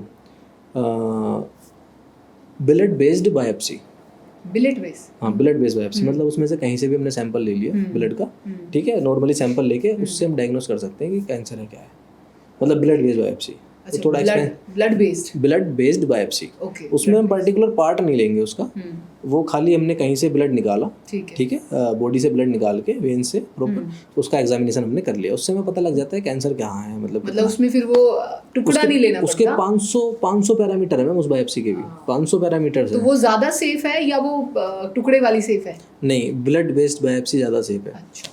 और वैसे मेरे हिसाब से तो बायोप्सी तो वैसे करानी तो नहीं चाहिए। कोई गांठ बनी तो उसको गांठ की तरह ट्रीट करता है। आयुर्वेद में कैंसर है ही नहीं, आयुर्वेद में कैंसर का जिक्र ही नहीं है। अर्बुद का जिक्र है, ग्रंथि का जिक्र है। तो कोई भी चीज़ स्टार्ट होगी वो ग्रंथि से होती है, ठीक है, ग्रंथि से अर्बुद बन जाएगी, ठीक है। मतलब ग्रंथि की स्टेज में अगर उसको ट्रीट ना करा जाए तो वो अर्बुद बन जाती है, ऐसा बोला गया है आयुर्वेद में, ठीक है। अब उसको हम ग्रंथि बेस पे ही ट्रीट कर दें, जलोका है सबसे अच्छी थेरेपी होती है। कोई भी गांठ हो, लीज थेरेपी जिसको हम आजकल मॉडर्न लैंग्वेज में बोल देते हैं, कोई भी सिस्ट हो उसको हील अप कर देती है वो आराम से। मतलब इतने ओरल कैंसर के केसेस आए हैं, इतनी सारी चीज़ें आजकल हमें मतलब देख लोगे आप, ओरल कैंसर है यहाँ पे, मतलब कीमो कर दिया उसका, एलोपैथ में क्या बोल देते हैं, कीमो कर देते हैं, कीमो से आपको जो है आराम मिल जाएगा। बट कीमो से मान लो कि मेरे यहाँ मतलब ऐसे मान लो कि यहाँ पे कैंसर है, यहाँ पे उन्होंने कीमो करी, ठीक है, उन्हें नहीं कीमो मतलब होता क्या करते हैं कीमो? कीमो से बेसिकली हम बर्न करते हैं। अच्छा, बर्न करते हैं चीज़ों को, ठीक है, कीमो रेडिएशन इनसे बर्न कर दी जाती हैं चीज़ें, जलाया जाता है वो पर्टिकुलर पार्ट, ठीक है, वो तुमने जला दिया, मतलब ये लगता है कि हाई टेम्परेचर से हमने जलाया तो वो उसके अंदर जो सेल्स की ग्रोथ है एक्स्ट्रा वो किल हो जाएगा, मतलब खत्म हो जाएगा। बट ऐसा नहीं होता, वो कहीं ना कहीं ग्रोथ कर ही रहा होता है हमारी बॉडी में। तो इससे अच्छा है कि उसको पंचकर्मा के थ्रू कुछ मेडिसिन्स हैं, आचार्य मनीष जी की टीम ने काफ़ी साल का संघर्ष करने के बाद वो मेडिसिन्स बनाई हैं कैंसर्स की, काफ़ी अच्छा उनका रिजल्ट है, मैंने देखा है। पर्टिकुलरली मैं कैंसर के पेशेंट और CKD के पेशेंट्स को ही डील कर रहा हूँ, ठीक है, और मतलब काफ़ी टाइम से रिसर्च कर रहे हैं लोगों के लिए। मतलब जैसे अभी आप ऑलरेडी कैंसर पेशेंट आप देखते हैं, बिल्कुल, तो एक दिन में मतलब कितने पेशेंट्स आप देखते हैं, या आपका मतलब सक्सेस रेशियो जो आपने देखा वो क्या है, मतलब कितने पेशेंट ठीक होते हैं? अगर मैं अपनी पर्सनली बात करूं तो सक्सेस रेशियो की अगर हम बात करें तो वो देखिए कैंसर का, पर्टिकुलरली कैंसर का अगर मैं बात करूं तो हमारे पास जो पेशेंट आए हैं, most of the time patient हमारे पास वही आता है एलोपैथ में अपने आप को ख़त्म कराने के बाद। ऑन बेड पेशेंट आता है, वो जवाब दे चुके होते हैं कि इसके पास 2 महीने हैं, 1.5 महीना है या 15 दिन है, ठीक है। तो वो अभी तक जो पेशेंट, जो मैंने हिस्ट्री पढ़ी थी यहाँ आने के बाद, ठीक है, जो पेशेंट 2-2 साल से बीमार थे, 2-2 साल से बीमार थे, कैंसर का इलाज करा रहे थे, जिन्हें कोई फ़र्क नहीं पड़ा, 4th स्टेज कैंसर आ गया, मतलब 50 कीमो हो गई, 40 कीमो हो गई, 20 कीमो हो गई, मतलब वो ख़त्म कर दिया आदमी अंदर से। इतना कराने के बाद फिर आते हैं, इतना कराने के बाद भी हमारे पास पेशेंट आए हैं और वो आज तक ठीक है, जिन्हें डॉक्टर जवाब दे चुके हैं कि भाई आपके पास 15 दिन है, 20 दिन है, वो मेरे हिसाब से 1.5 साल से तो घूम ही रहे हैं अभी तक, मतलब ठीक हो जाता है। ठीक है मैम, बेसिकली मैं बात करूँ तो कैंसर का इलाज ही सिर्फ आयुर्वेद में है, इलाज, सिम्टोमेटिक रिलीफ नहीं कह रहा मैं, इलाज। हाँ, अभी बायोप्सी क्या है कि अब जैसे बायोप्सी का जिक्र करा, उसको जब तक वो ऐसे मतलब पाउच बना रहेगा ना, उसको कोई पेन नहीं होगा। जैसे उसकी बायोप्सी कराई ना, उसको पेन स्टार्ट हो जाएगा, क्योंकि आपने छेड़ दिया ना उसको। मतलब कितना मुश्किल होता है जब एक पेशेंट ऐसी कंडीशन में आपके पास आता है, क्या लगता है, मतलब उस टाइम आपके मन में क्या आता है कि यार क्यों पहले नहीं आया, या ऐसा कुछ क्या समझाते हैं आप पेशेंट्स को?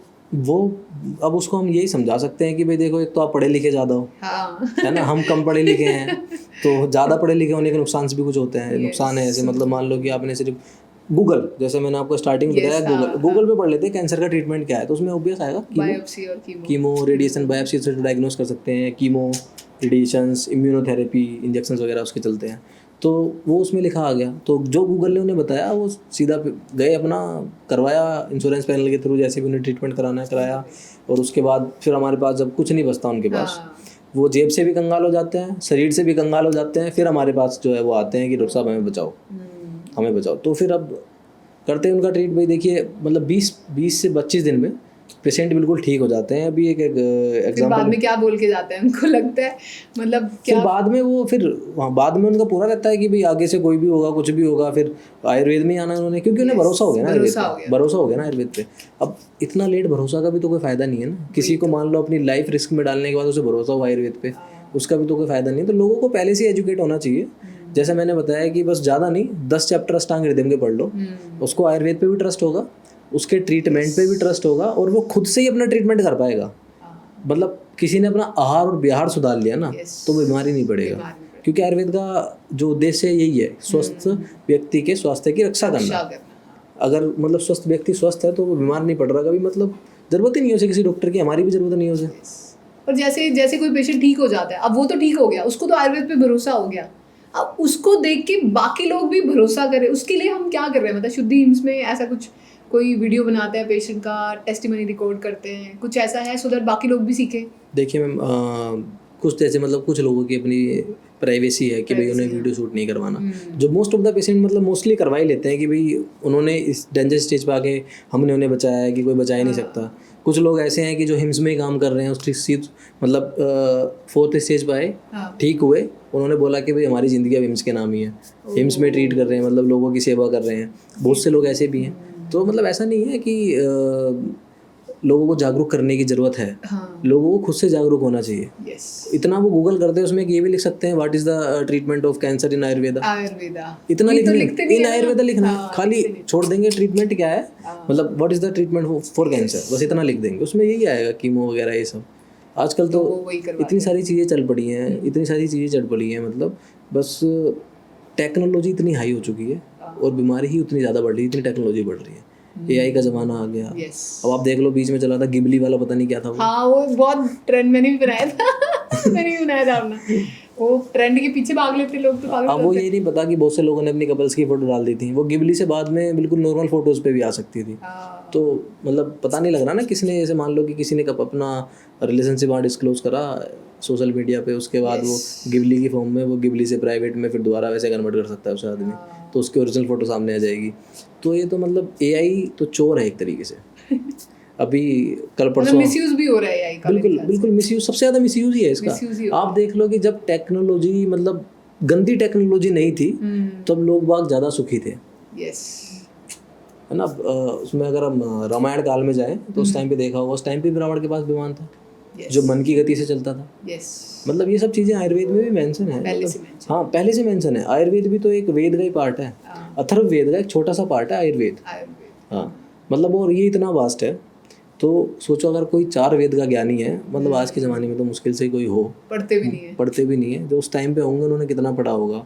50,000 साल कोई आदमी जी रहा है, 5 लाख साल कोई आदमी जी रहा है, मतलब सेंस नहीं करती आज के टाइम पे ये बातें, बट ऐसा है, रियलिटी ये है। जो इस चीज़ को मानेगा समझेगा उसके लिए है। तो अभी जैसे एलोपैथी में आपको लगता है कि एलोपैथी वाले भी अब आयुर्वेद को मानने लग गए हैं, या आयुर्वेदिक जो मेडिसिन हैं यूज़ करने लग गए हैं, ऐसा कुछ है? अभी जैसे मतलब देखते हैं कि आप किसी एलोपैथिक डॉक्टर का देखोगे, उसने निरी मोस्ट ऑफ द टाइम उनको उनके प्रिस्क्रिप्शन में जो है लिखी मिल जाती है हमें, ठीक है, या फिर उन्हें ना लिखी हो, पेशेंट को वर्बली बोल देते हैं ये मेडिसिन ले लो, तो स्टोन है, रियल स्टोन है ना, या तो फिर वो सीधा क्या करेंगे, उसका ऑपरेशन करेंगे। आजकल दूरबीन के द्वारा ऑपरेशन चल गया, हमारी दूरबीन और साफ पथरी बाहर, एक लेमन लैंग्वेज में बात में करोगे, है ना, पेशेंट को बोल देंगे बस 3 छेद करेंगे। अब तुम 3 छेद कर रहे हो उसमें, है ना, ये ट्रांसप्लांट के लिए भी, किडनी ट्रांसप्लांट के लिए भी 3 ही छेद करते हैं हम, पथरी निकालने के लिए भी लेजर से ब्रेक डाउन कर दी, वो यूटर के थ्रू बाहर आ जाएगी, है ना।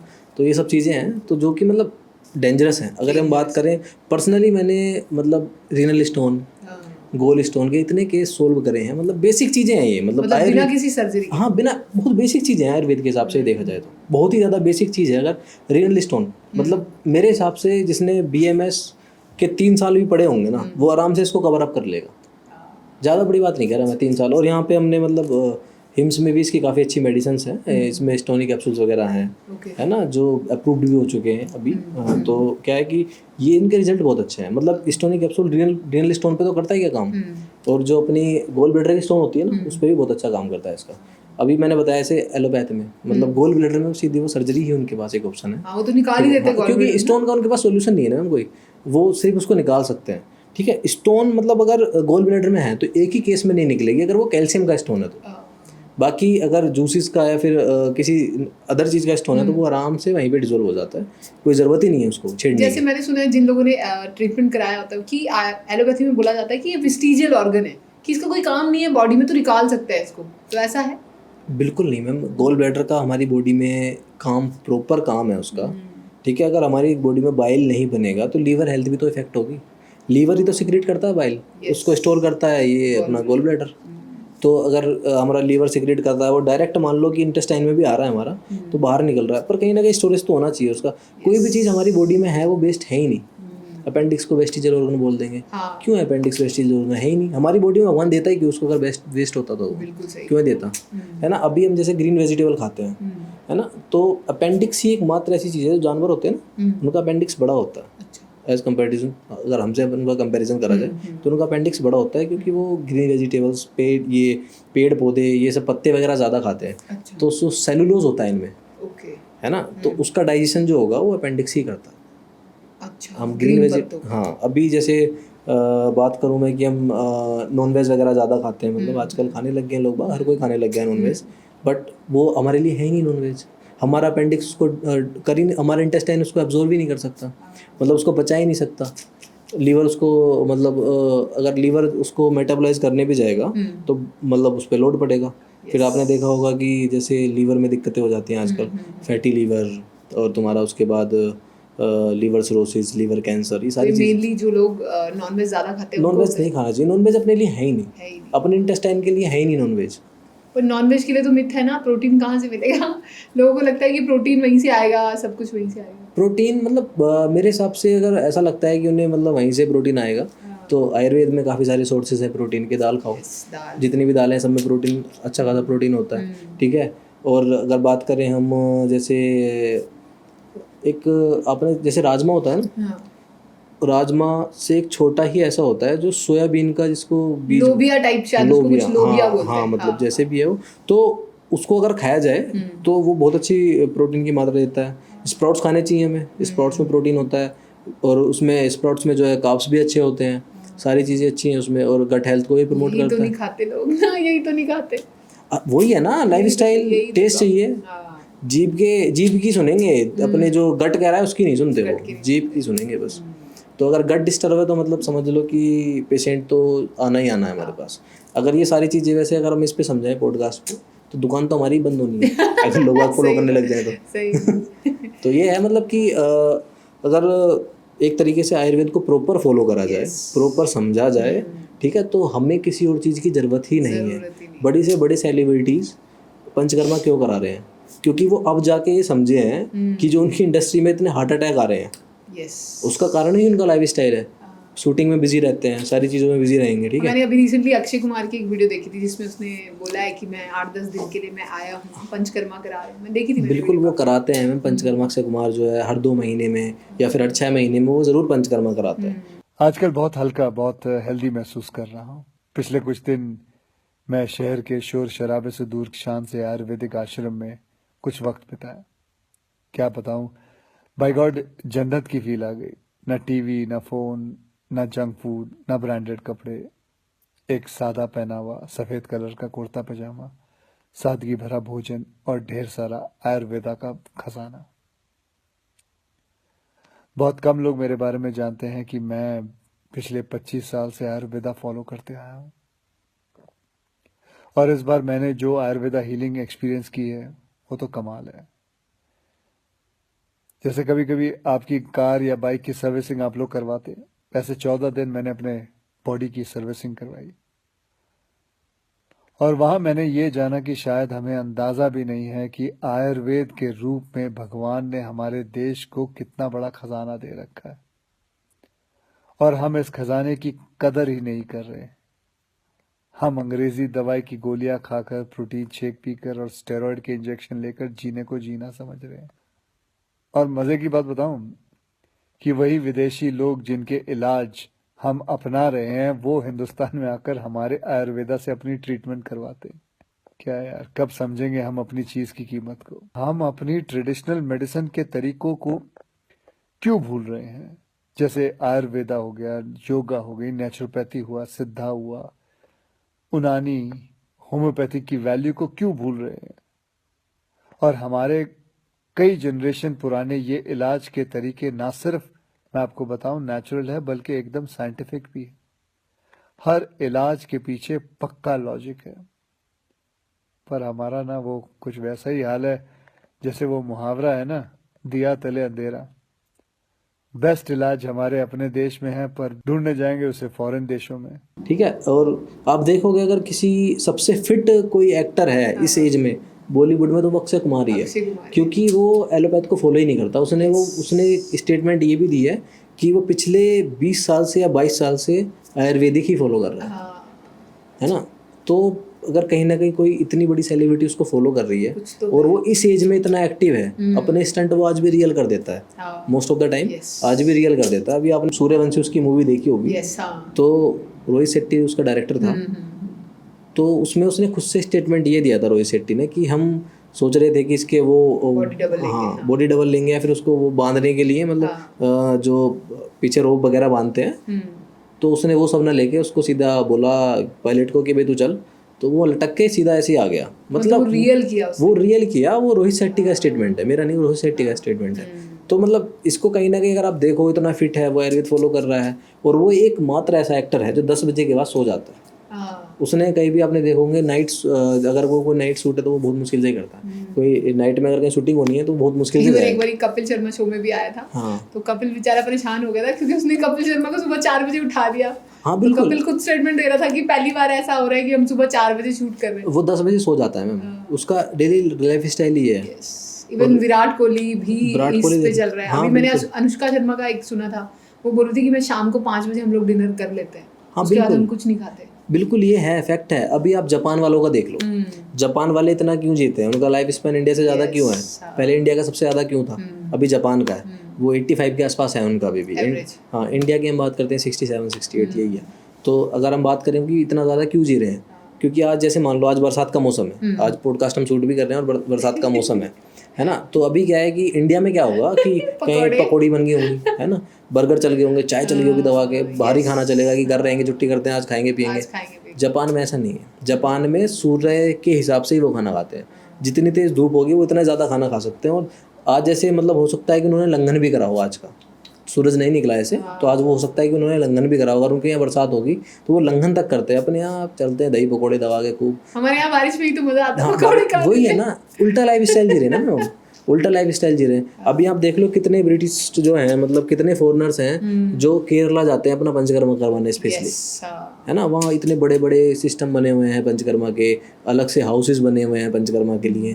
तो वो ब्रेक लेके स्पेशली वहाँ से इतने फॉरेनर आते हैं पंचकर्मा करवाने। क्यों आते हैं? मतलब जो बाहर के लोग हैं वो हमारा कल्चर फॉलो करने आ रहे हैं, बिल्कुल। हम ही अपना कल्चर नहीं फॉलो कर रहे हैं। बिल्कुल मैम, आजकल लाइफ ही ऐसी हो गई है। इंस्टाग्राम देख लो आप, इंस्टाग्राम पे तुमने देखा है कि किसी देश में और में इंस्टाग्राम के इतने व्यूज़ आते हो, जो मतलब इंस्टाग्राम पे वर्क कर रहे हैं ना अदर कंट्री के लोग भी, उनके पास ही व्यूज़ इंडिया के ही ज़्यादा है।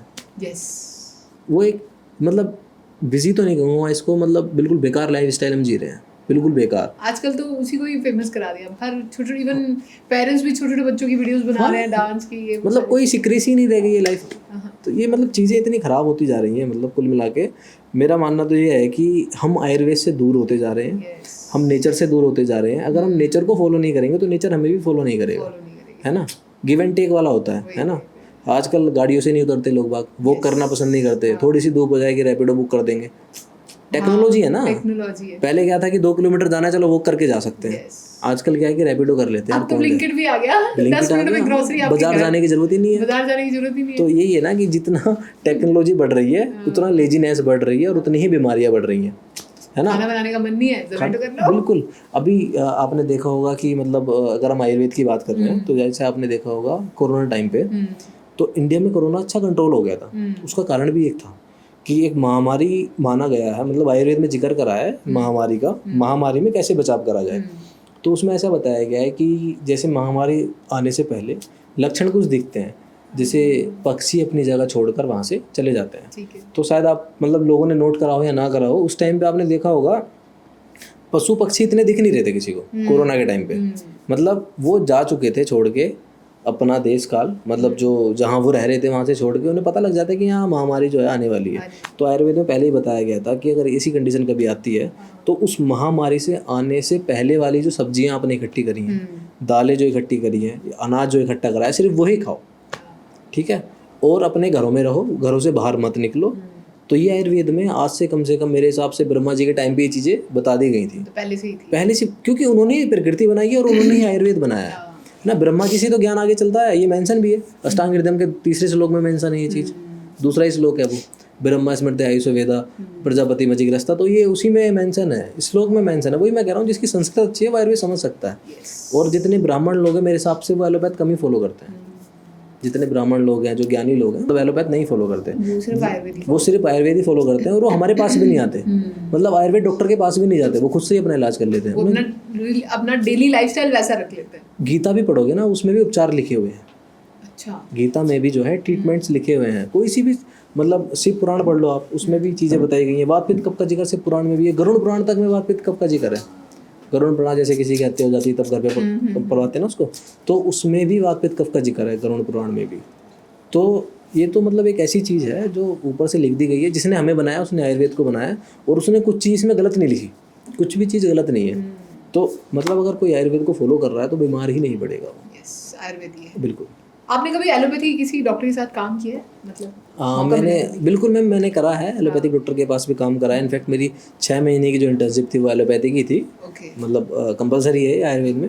तो ऐसा नहीं है कि मैं एलोपैथ का ज्ञान नहीं होना चाहिए बिल्कुल। कोई भी कंडीशन ऐसी आ जाती है कि मैं मतलब जो चीज़ें मैं आयुर्वेद में नहीं सिखाई जाती वो एलोपैथ में सीखने को मिल जाती है। जैसे टैपिंग हो गया, कोई एसाइटिस का पेशेंट है, ठीक है, ज़्यादा पानी भरा हुआ है तो उसका पानी निकालना है, टैपिंग करनी है, तो वो एक एलोपैथिक प्रोसीजर है उसके। एलोपैथी में भी आपने काफी कुछ सीखा? हाँ, मतलब मैंने काम करा है मैम डॉक्टर के साथ, और मतलब अगर मैं अपना एक्सपीरियंस बताऊँ एलोपैथिक का, तो वो कोई ऐसा मतलब मेरे लिए कोई डिसएडवांटेजेस वो नहीं दिया उसने कि भाई मेरे कभी काम नहीं आएगा, क्योंकि सब चीज़ लाइफ में काम आने वाली होती है ना।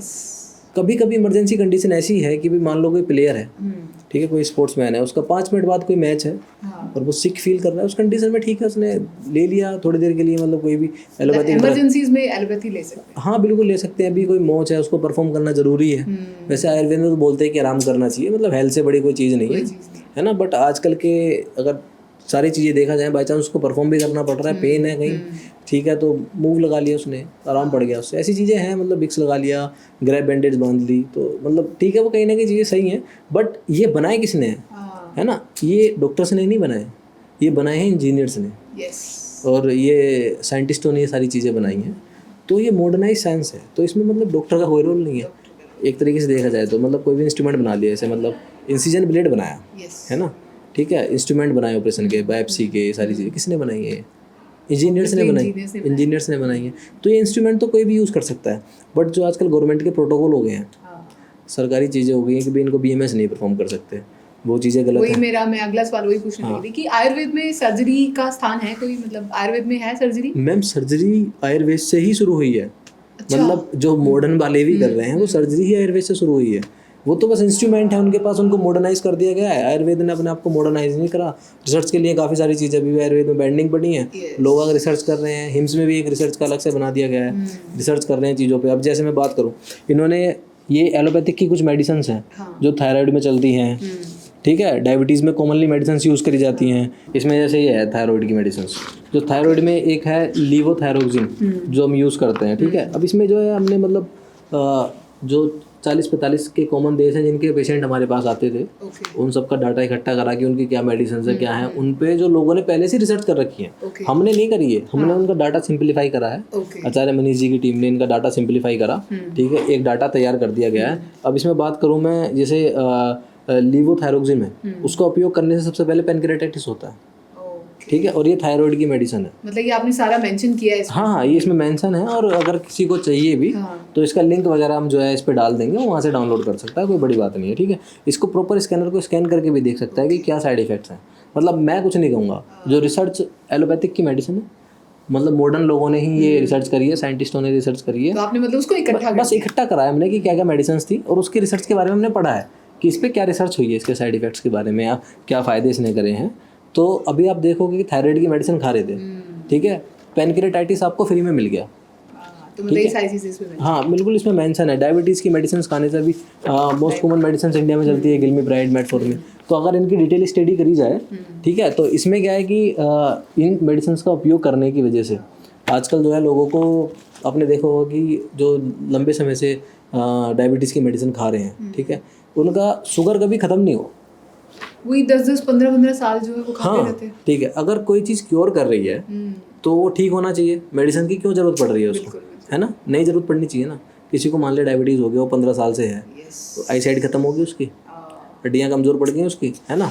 तो वो सब मेडिसिन है, क्या वो शुगर जो कैरी करता है ब्लड से बोन्स में डाल देता है, ठीक है। बोन्स का शुगर मेजर नहीं कर सकते आप, ठीक है, ब्लड का तो मेजर कर लोगे, सैंपल ही ब्लड से लिया जाता है ना। तो ब्लड में डाउन हो गया, बट वो है हमारी बॉडी में ही, कहीं एक्सक्रीट आउट तो करा ही नहीं ना वो हमने, है ना, बाहर तो निकले नहीं। तो इसीलिए क्या है कि इतने लंबे समय से उनकी डायबिटीज़ की मेडिसिन चल रही है, बाद में आके वो CKD के पेशेंट बन जाते हैं, ठीक है, क्रिएटिनिन हाई हो गया, BP की मेडिसिन से क्रिएटिनिन हाई हो गया, हार्ट डिसीज हो गई। तो इन सबको पढ़ा जाए, कैंसर पे भी रिसर्च कर रखी है, काफ़ी सारी बुकलेट्स हैं, है ना। तो ये डायबिटीज़ की है, जैसे मेरे पास अभी फिलहाल थायराइड की है, और भी रिसर्च है हमारे पास, हार्ट डिसीज़ की है, मतलब इनकी जो एलोपैथिक मेडिसिन चली हैं उनसे होने वाले नुकसान भी इसमें मेंशन है। और ये हमने नहीं करे, मतलब ये रिसर्च हमने करी ही नहीं है, ऑलरेडी हो चुकी है रिसर्च, और आप इनमें बस स्कैन करना है। मेरे हिसाब से अगर मैं आपको दिखा भी देता हूँ, तो बहुत अच्छी एक हेल्प हो जाएगी। बिल्कुल। तो अगर आप लोगों को ये बुक्स चाहिए या अगर आपको ये रिसर्च चाहिए तो प्लीज हमें कमेंट करके जरूर बताइए। ये देखो, हम आपको उसका लिंक भी भेजेंगे और बुक्स भी भेजेंगे। इस पे अगर कोई जूम करा जाए तो हो सकता है कि जो देख रहा हो उसको वो फोन से भी स्कैन कर सकता है, और यहाँ से उसके पूरे रिसर्च आर्टिकल खुल सकते हैं। ठीक है। तो ये मतलब बहुत अच्छा काम करा गया है हिम्स के द्वारा, ये बहुत अच्छा स्टेप है। बिल्कुल बहुत अच्छा स्टेप है जो है। और मेरे हिसाब से मतलब लोगों को एजुकेट होना चाहिए, किसी चीज़ के फ़ायदे देखने से पहले उसके हमें नुकसान भी देखने चाहिए कि उससे हमें क्या नुकसान हो सकता है, आगे जाके क्या हमारे साइड इफ़ेक्ट्स हो सकते हैं। ठीक है। अभी जैसे डायबिटीज़ की एक बात हो गई, हमने BP कंट्रोल करने के लिए एक मेडिसिन खाई, तो मान लो वो कहीं 10 mg या 20 mg से स्टार्ट होती है, 40 mg। अभी एक पेशेंट आए थे कल हमारे पास, मतलब वो अभी उनका BP काफ़ी मेंटेन है, उनका ये बता दिया गया था 110 mg तक उनकी डोज चल रही थी दिन में, जो है 110 mg तक वो ले रहे थे खाना खाने के बाद, या मतलब मिक्सअप करके जैसे भी 110 mg तक वो ले रहे थे। और उनका प्रॉपर वीडियो शूटअप भी है, मतलब यहीं पे डिपार्टमेंट में आए थे जीरकपुर में, उन्होंने सब डॉक्टर्स के सामने अपनी सारी चीज़ें बताई भी थी। ऑलरेडी ये है कि मैं जिस दिन एडमिट हुआ उसके दूसरे दिन सुबह से मेरी BP की जो गोलियां थी, वो जो मैं पहले 10 mg खाता था उसका डोज 110 mg कर दिया था उन्होंने, तो वो बंद कर दिया पूरा। तो दूसरे दिन से डोज मेरा बंद हुआ, मतलब कोई एलोपैथिक मैंने दवा नहीं खाई, BP की दवा नहीं खाई। तो उस दिन से तो अभी तक मेरा BP 120/80 है।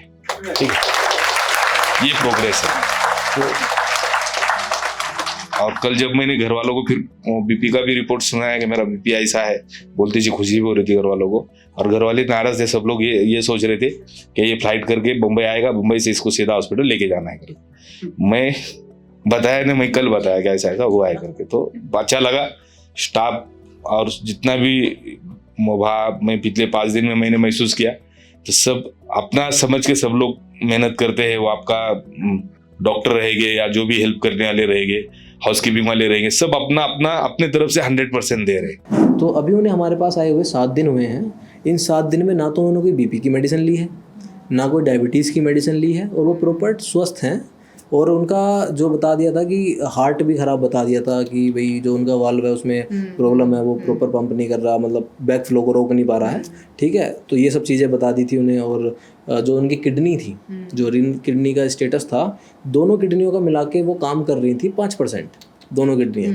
तो बस उस आदमी का वहाँ यही, इनफैक्ट उसको जो सजेशन दिया था वो मैं बताऊँगा किसने दिया था कि यहाँ आने का, वो भी मैं आपको बताऊँगा। ठीक है, तो उसका जो है 5% दोनों किडनी मिला के काम कर रही थी।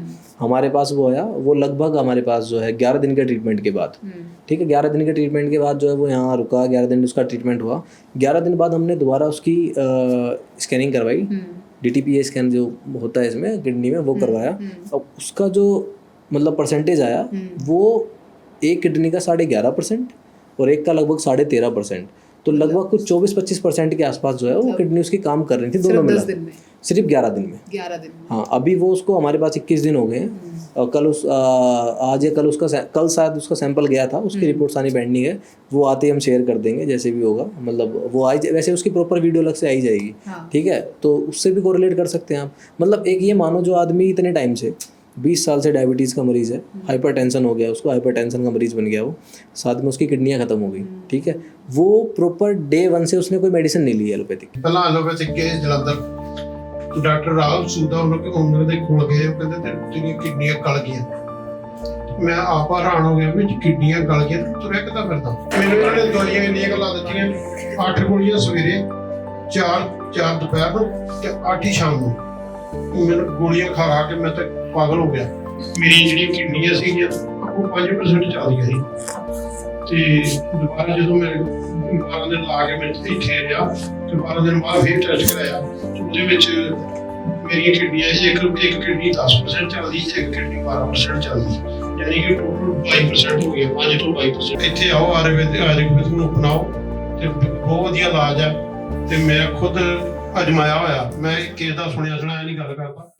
डे 1 से ही छुड़वा दी। डे 1 से हमने उसकी मेडिसिन से बंद करा दी थी, उसने कोई मेडिसिन नहीं ली। अब उसको इतना अच्छा रिलीफ है, वो इतना मतलब खुश होके जा रहा है। अभी डिस्चार्ज नहीं हुआ है, वो कह रहा है कि मैं कंप्लीट ट्रीटमेंट यहाँ से लेके जाऊँगा।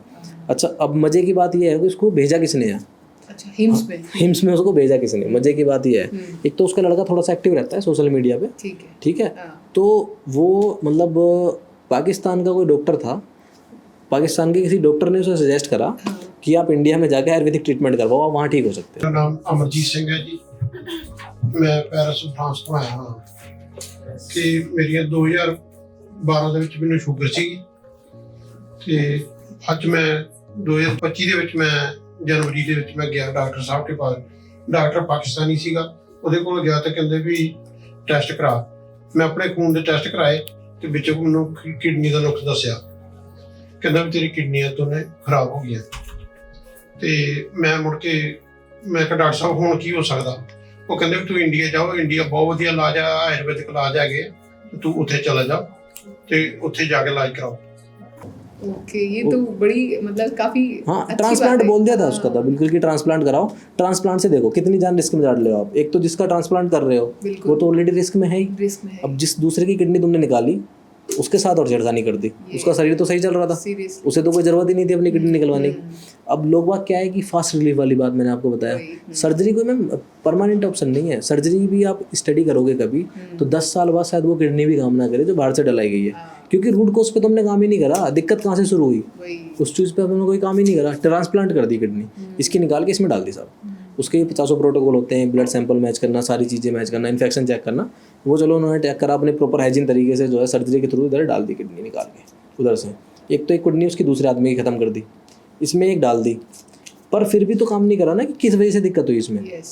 जब तक कारण ही नहीं पता, कारण विशेष ही नहीं पता कि किस वजह से किडनी खराब हुई इसकी, तुमने दूसरी किडनी डाल दी वो बिना ट्रीट करे।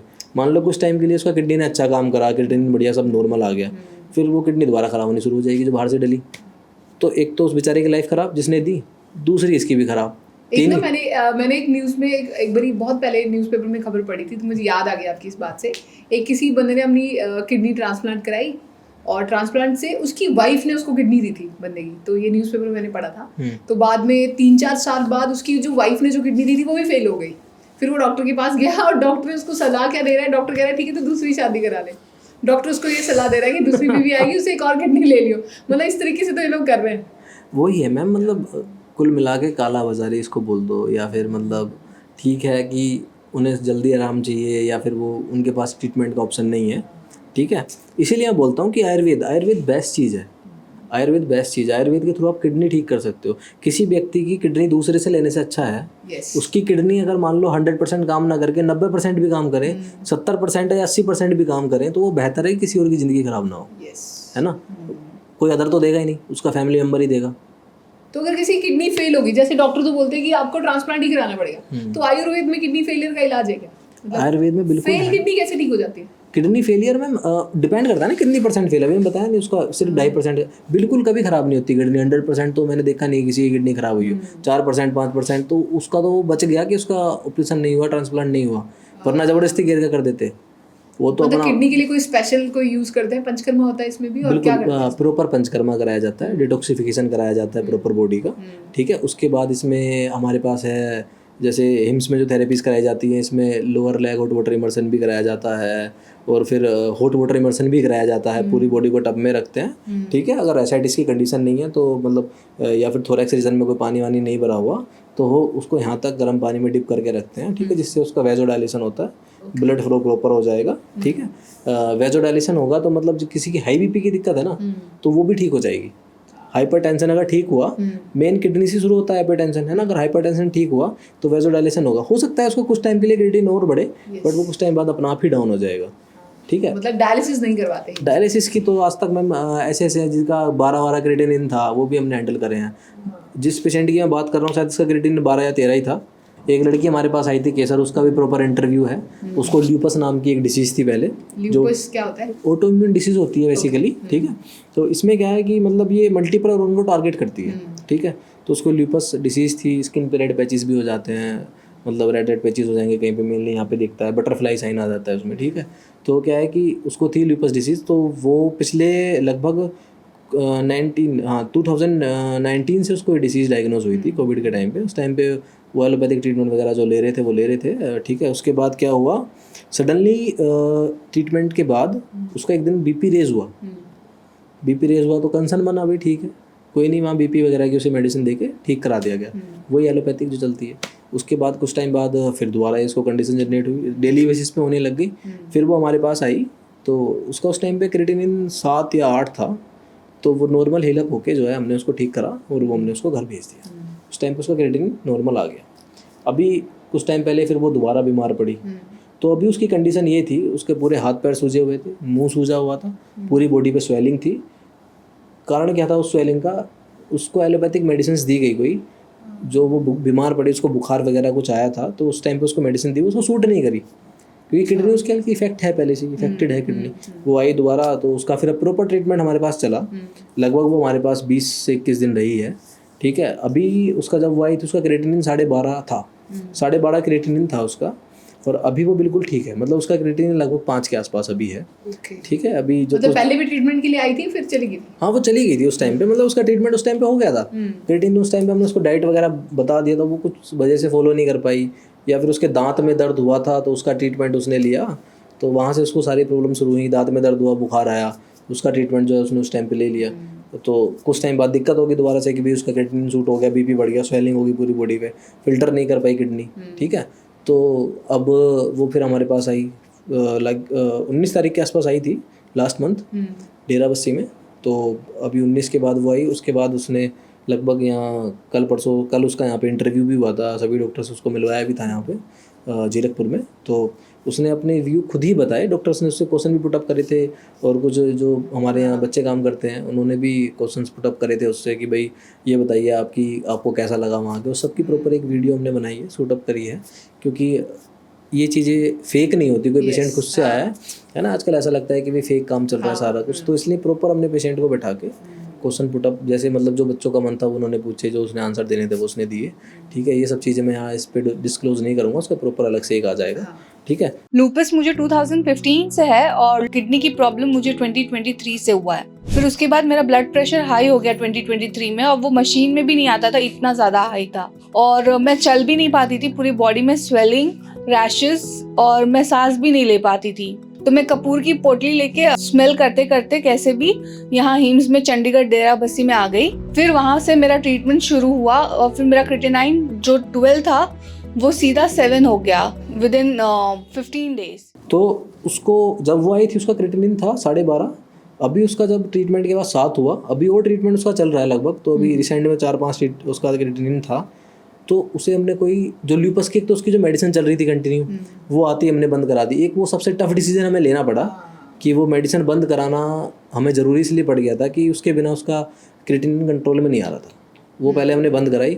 उसको ना तो कोई ल्यूपस का भी फिलहाल सिम्टम्स है, ठीक है, ना उसको कोई किडनी से रिलेटेड खास बड़ी दिक्कत है। उसका 12 से लेकर अभी 20 दिन में जिसका क्रिएटिनिन 12 से आधा हो सकता है, ठीक है। तो 7-8 तो हमारे लिए कुछ भी नहीं है, ये तो बेसिकली बहुत आराम से ट्रीट करा जा सकता है। फिर तो आप बहुत अच्छा काम कर रहे हैं कि इतना इस क्रिटिकल पेशेंट भी ठीक हो रहे हैं आयुर्वेद में। बिल्कुल, इसके पीछे कहीं ना कहीं देखिए आचार्य मनीष जी की भी मेहनत है।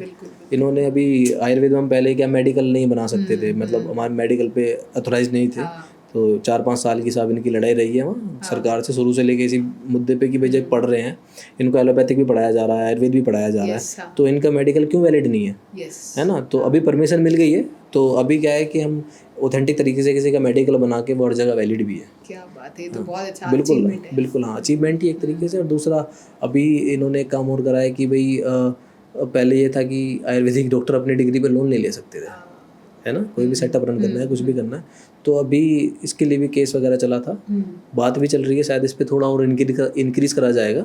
गवर्नमेंट ने ऑथराइज कर दिया है कि अभी हम 20 लाख रुपए तक का लोन जो है अपनी डिग्री बेसिस पे ले सकते हैं, कुछ भी चीज़ें रन कर। हाँ, लोग पहचान रहे हैं, हाँ बिल्कुल पहचान रहे हैं, हाँ बिल्कुल।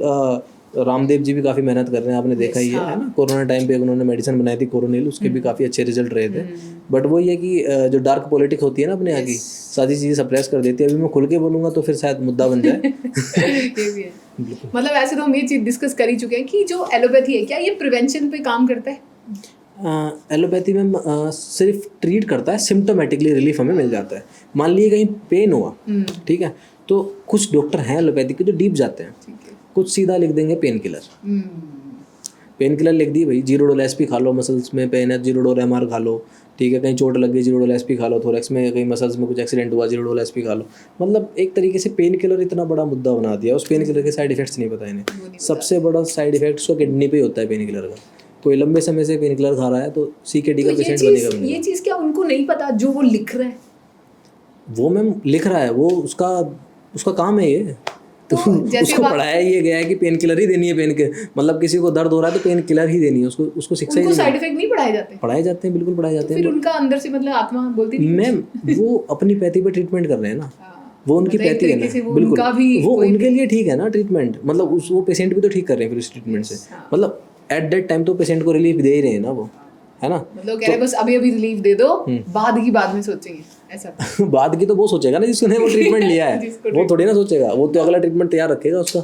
बट कहीं ना कहीं मतलब देखिए, वो गलती है पेशेंट की, उसको पता ही नहीं कि उसको ट्रीटमेंट के लिए जाना कहाँ है। कोई एक्सीडेंटल का भी तो कसूर नहीं, क्योंकि नॉलेज ही नहीं है ना। तो या तो आयुर्वेद सामने आए, लोगों को नॉलेज दे, ये सारी चीजें करे, अब सामने ही नहीं है ना। अब जैसे उसमें एलोपैथी है, अब आप देखना एड्स भी आती हैं बहुत सारी, कैल्शियम वाली देखना, मैंने खुद देखा था, कैल्शियम सैंडोज की ऐड आती है, पैरासिटामोल की ऐड आती है, डिस्प्रिन की ऐड आती है, आयुर्वेद की ऐड आती नहीं कहीं पर भी। तो लोगों तक पहुंचे कैसे आयुर्वेद? मिथ है ना ये, ऐड नहीं आती। किसने बोला ऐड नहीं आती? मैंने देखा नहीं कभी ऐड। अभी आप पॉडकास्ट नहीं कर रहे? यस, ये इसीलिए हमने पॉडकास्ट शुरू किया कि लोगों को एटलीस्ट आयुर्वेद का ज्ञान तो बढ़े, पता तो चले उनको। ज्ञान है, लोगों को ज्ञान है आयुर्वेद का। मतलब मैं ये मानता हूँ जिसे अपने शरीर का ज्ञान नहीं है ना, उसका जीने का भी अधिकार कोई है ही नहीं मेरे हिसाब से, है ना। कि मान लो चलो ठीक है, उन्हें सिखाने की जरूरत है, छोटा बच्चा है कोई, ठीक है, एक पढ़ा लिखा आदमी है, मेरे हिसाब से आजकल 12th फेल तो मुश्किल से आपको कोई मिलेगा। मतलब लिटरेसी रेट इंडिया का लिटरली काफ़ी अच्छा हुआ है, ठीक है। मतलब केरला का तो शुरू से ही काफ़ी अच्छा है। अगर हम यूपी, पंजाब इनकी बात करें, हरियाणा, अपने इधर के स्टेट्स की बात करें, तो इसमें आप देखो कि लिटरेसी रेट काफ़ी इंप्रूव हुआ है। मोस्ट ऑफ द टाइम आपको इंजीनियर्स मिल जाएंगे, ठीक है, टीचर्स मिल जाएंगे, गवर्नमेंट सेक्टर में जॉब करने वाले मिल जाएंगे। और इनमें से तुम्हें जो ये मैंने आपको बताया कि 70% जो पॉपुलेशन है अपनी पढ़ी लिखी है, तो जो बची हुई 30% है ना, उसमें से 15% आयुर्वेदिक ट्रीटमेंट लेता है। जो कम पढ़े लिखे हैं उसमें से 15% आयुर्वेदिक ट्रीटमेंट ले रहे हैं, पर जो पढ़े लिखे हैं वो नहीं ले रहे, क्योंकि वो पैसा कमाने में बिजी है, उन्होंने इन्वेस्ट करा है अपनी पढ़ाई में, पैसा कमाने में बिजी है उन्हें, भाई उनके पास टाइम नहीं है इस चीज़ के लिए। बट उनके पास टाइम जब आता है तो बीमारी उनके लिए टाइम नहीं छोड़ती। पर मैं एक रेकमेंड करूँ, जैसे अगर मैं बात करूँ, अभी आप शुद्धि हिम्स में काम कर रहे हैं, तो अभी आपके हॉस्पिटल में अभी कितने डॉक्टर्स काम कर रहे हैं?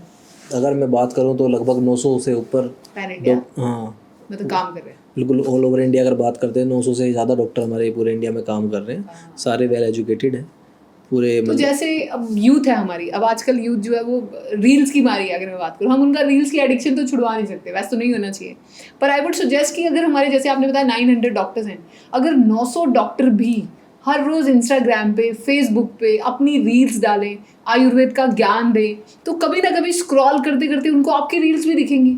वो स्किप कर देंगे ना, फिर उन्हें फिर लोगों को चाहिए ना कि उन्हें वो जो आजकल चल रहा है, आपने देखा ही होगा, बिना मतलब एंटरटेनमेंट चाहिए मैम लोगों को। अभी आपने देखा कि इतने सारे इन्फ्लुएंसर हैं, किसी ने भी एक जागरूकता दिखाई होगी आयुर्वेद को आगे बढ़ाया जाए, मतलब कोई भी तो कुछ और ही हो जा रहा है।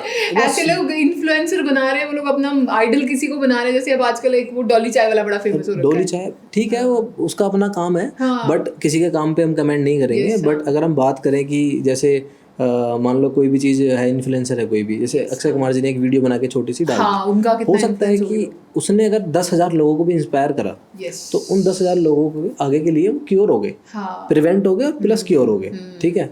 अभी एक इन्फ्लुएंसर अगर ऐसी वीडियो बनाए, या फिर जो चीज़ें हम डालते हैं उनको ही कटअप करके कहीं ना कहीं वो डाल दे, या फिर मतलब कैसे भी अपने यहाँ से शेयर कर दे कुछ चीज़ें, तो हो सकता है कि अगर इन्फ्लुएंसर भी शुरू हो जाए अपने देश को प्रमोट करना। आजकल मैम छोटे से छोटे आदमी के पास एंड्रॉइड फोन है, बिल्कुल हाँ, और जिसका कैमरा भी गंदा है ना फोन का, हाँ, वो भी रील बनाने की कोशिश करता है, कर ही रहे हैं बिल्कुल, है ना, वो अपना काम करने की पूरी कोशिश करते हैं। फुकरियाबाजी इतनी चलती है, आपने देखा होगा इंस्टाग्राम पे, ये कर देंगे वो कर देंगे, है ना, ये भाई हमारा प्रधान, चाचा विधायक, है ना, ये सारी चीजें चलती रहती हैं। कॉमेडी वीडियो चलती है, कॉमेडी अपार्ट, बट ये जो अंट संट वीडियो चलती हैं, क्रिंज कंटेंट, बिल्कुल, तो मतलब उसका तो कोई तुक ही नहीं बनता ना, है ना। उसको देखने के लिए टाइम है लोगों के Yes, पास। हाँ। एक बार आपने इंस्टाग्राम अगर एक्सप्लोर करना शुरू कर दिया तो 4 घंटे से पहले नहीं रुकता आदमी, सीरियसली। है ना। 2 घंटे तो आराम से लगाएगा ही लगाएगा।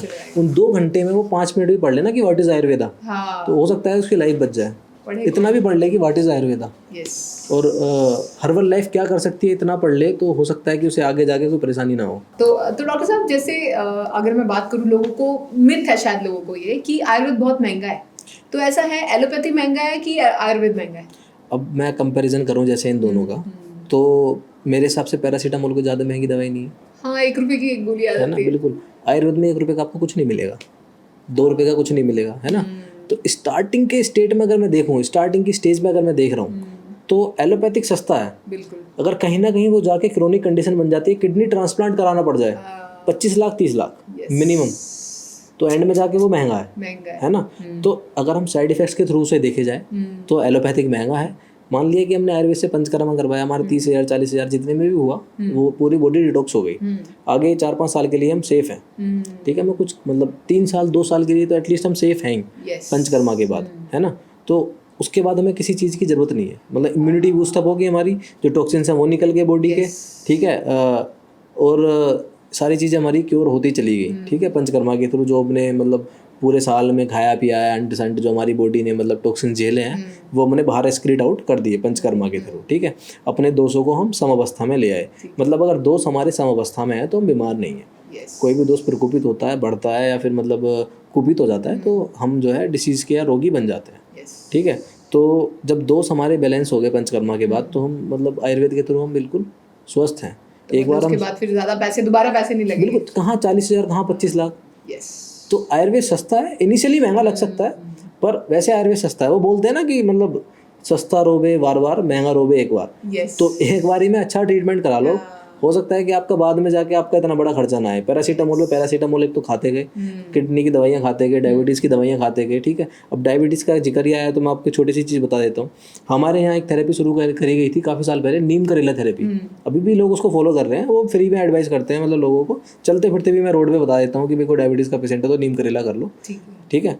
उसका इतना अच्छा रिजल्ट है, इतना अच्छा रिजल्ट है। वो सिर्फ 45 मिनट आपने करनी है सुबह, 40 से 45। करेला कोई ज़्यादा महंगा भी नहीं हाँ, उसका एक बेसिक सा फंडा ये है कि नीम लिया आपने और करेले के पत्ते लिए, और नीम जो है आपने ले लिया, करेला और नीम हमने एक साथ, नीम के पत्ते और करेले को एक साथ हमने पीस के चटनी बना ली, ठीक है। वो चटनी बनाने के बाद हमने क्या करा, उसको एक परात में रख लिया और लगभग उस पर अपने पैरों से ऐसे ऐसे साइकिल चलानी हमने स्टार्ट कर दी, ठीक है। उसको चलाते रहो वो तो तब तक हमें चलानी जब तक हमारी जीभ में टेस्ट ना आ जाए नीम का, क्योंकि नीम हमारी बॉडी पे जो है, जैसे मतलब बोलते हैं ना कि नीम चढ़ता है, तो नीम का टेस्ट हमारे यहाँ तक आ गया, तो मतलब हमारा ऑलरेडी एक तो एक्सरसाइज हो गई, ठीक है। डायबिटीज वाले मतलब पैरों से मतने पे टेस्ट जीभ पे आ जाता है, बिल्कुल, क्योंकि नीम चढ़ता है उसका ये मतलब उसकी बात करूँ उसका नेचर ही है, है ना। तो मतलब अगर जीभ तक उसका टेस्ट पहुँच जाता है, ठीक है, तो एक तो सबसे अच्छा काम क्या होगा, उसकी पूरी बॉडी की एक तो एक्सरसाइज हुई, स्वेटिंग हुई, जिससे कि कुछ टॉक्सिन्स एक्सक्रीट आउट हुए, है ना। ब्लड शुगर बैलेंस हुआ, ठीक है। उसके बाद नीम करेले ने कुछ बैलेंस कर दिया, तो हो सकता है कि उसे जो डायबिटीज़ की मेडिसिन चल रही है वो खाने की जरूरत ही ना पड़े, सिर्फ नीम करेला थेरेपी से, सिर्फ नीम करेला थेरेपी से। बाकी मेडिसिन तो आयुर्वेदिक भी छोड़ दो, सिर्फ नीम करेला थेरेपी जो हिम्स हॉस्पिटल में लगभग मेरे हिसाब से 7-8 साल से या 10 साल से चल रही है। मैं तो तब मतलब अपनी पढ़ाई में बिजी था, जैसे भी था, मतलब मैं तो था ही नहीं। जब से मैं इनके आया हूँ, मैंने तो इसके काफ़ी अच्छे रिजल्ट जो है देखे, जो मतलब किसी आयुर्वेदिक टेक्स्ट बुक में भी नहीं है।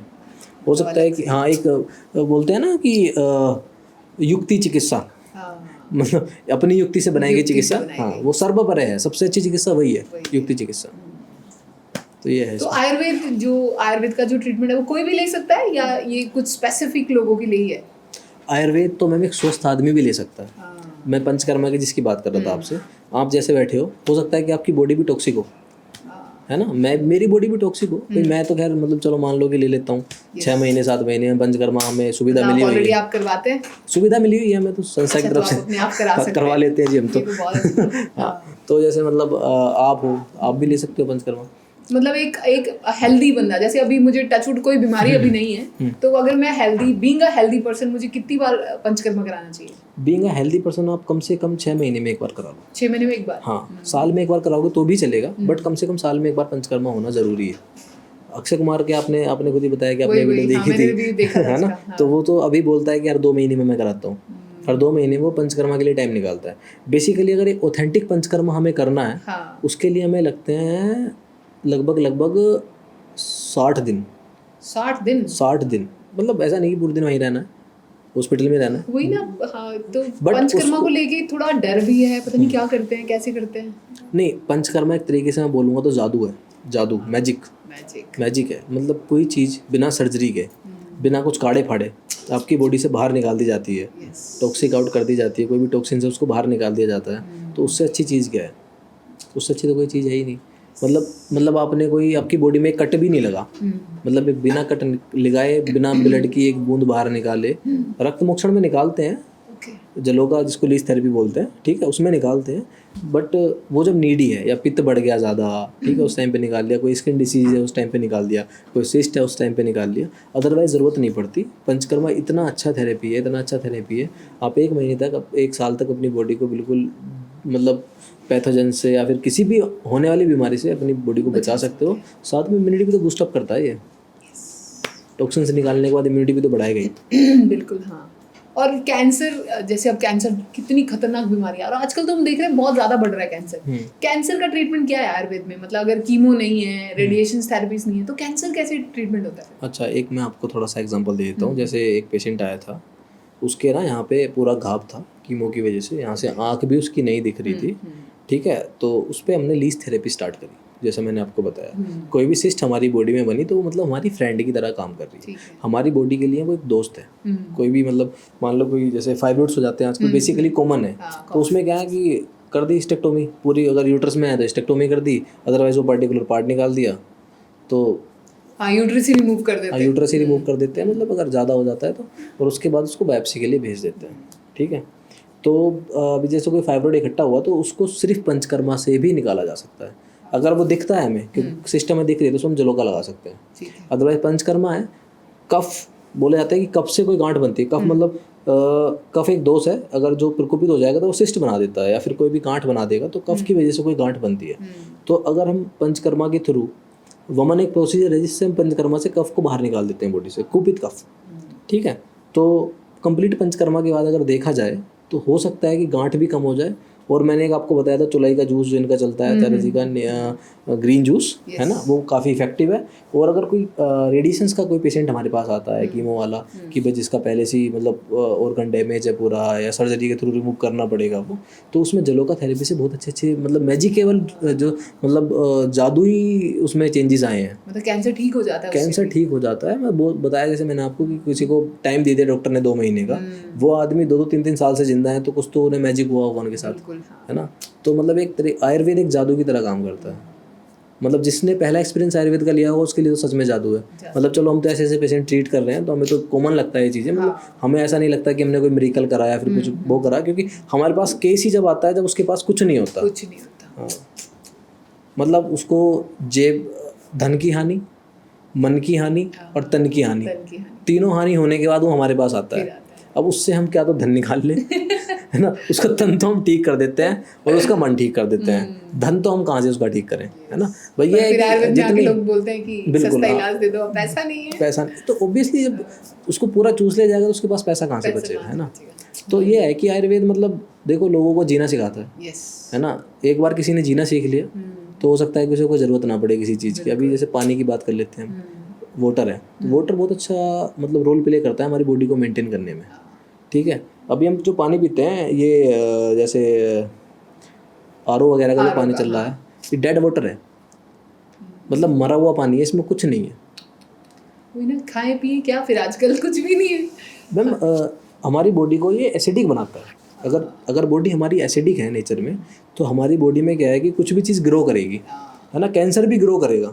अगर उसी बॉडी को हम एल्कलाइन बना दें, अगर हमारा जो पानी है छोटे छोटे साइज तक पहुँचने लग जाए, छोटे छोटे मोलिक्यूल्स जो हमारे पानी के हैं, मतलब अभी जो हम बिस्लेरी का पानी है, मतलब किसी भी ऑथेंटिक कंपनी है जो वाटर सप्लाई करती है, उनका पानी का टेस्ट कराओ, इनका सबका एसिडिक नेचर निकलेगा, ठीक है।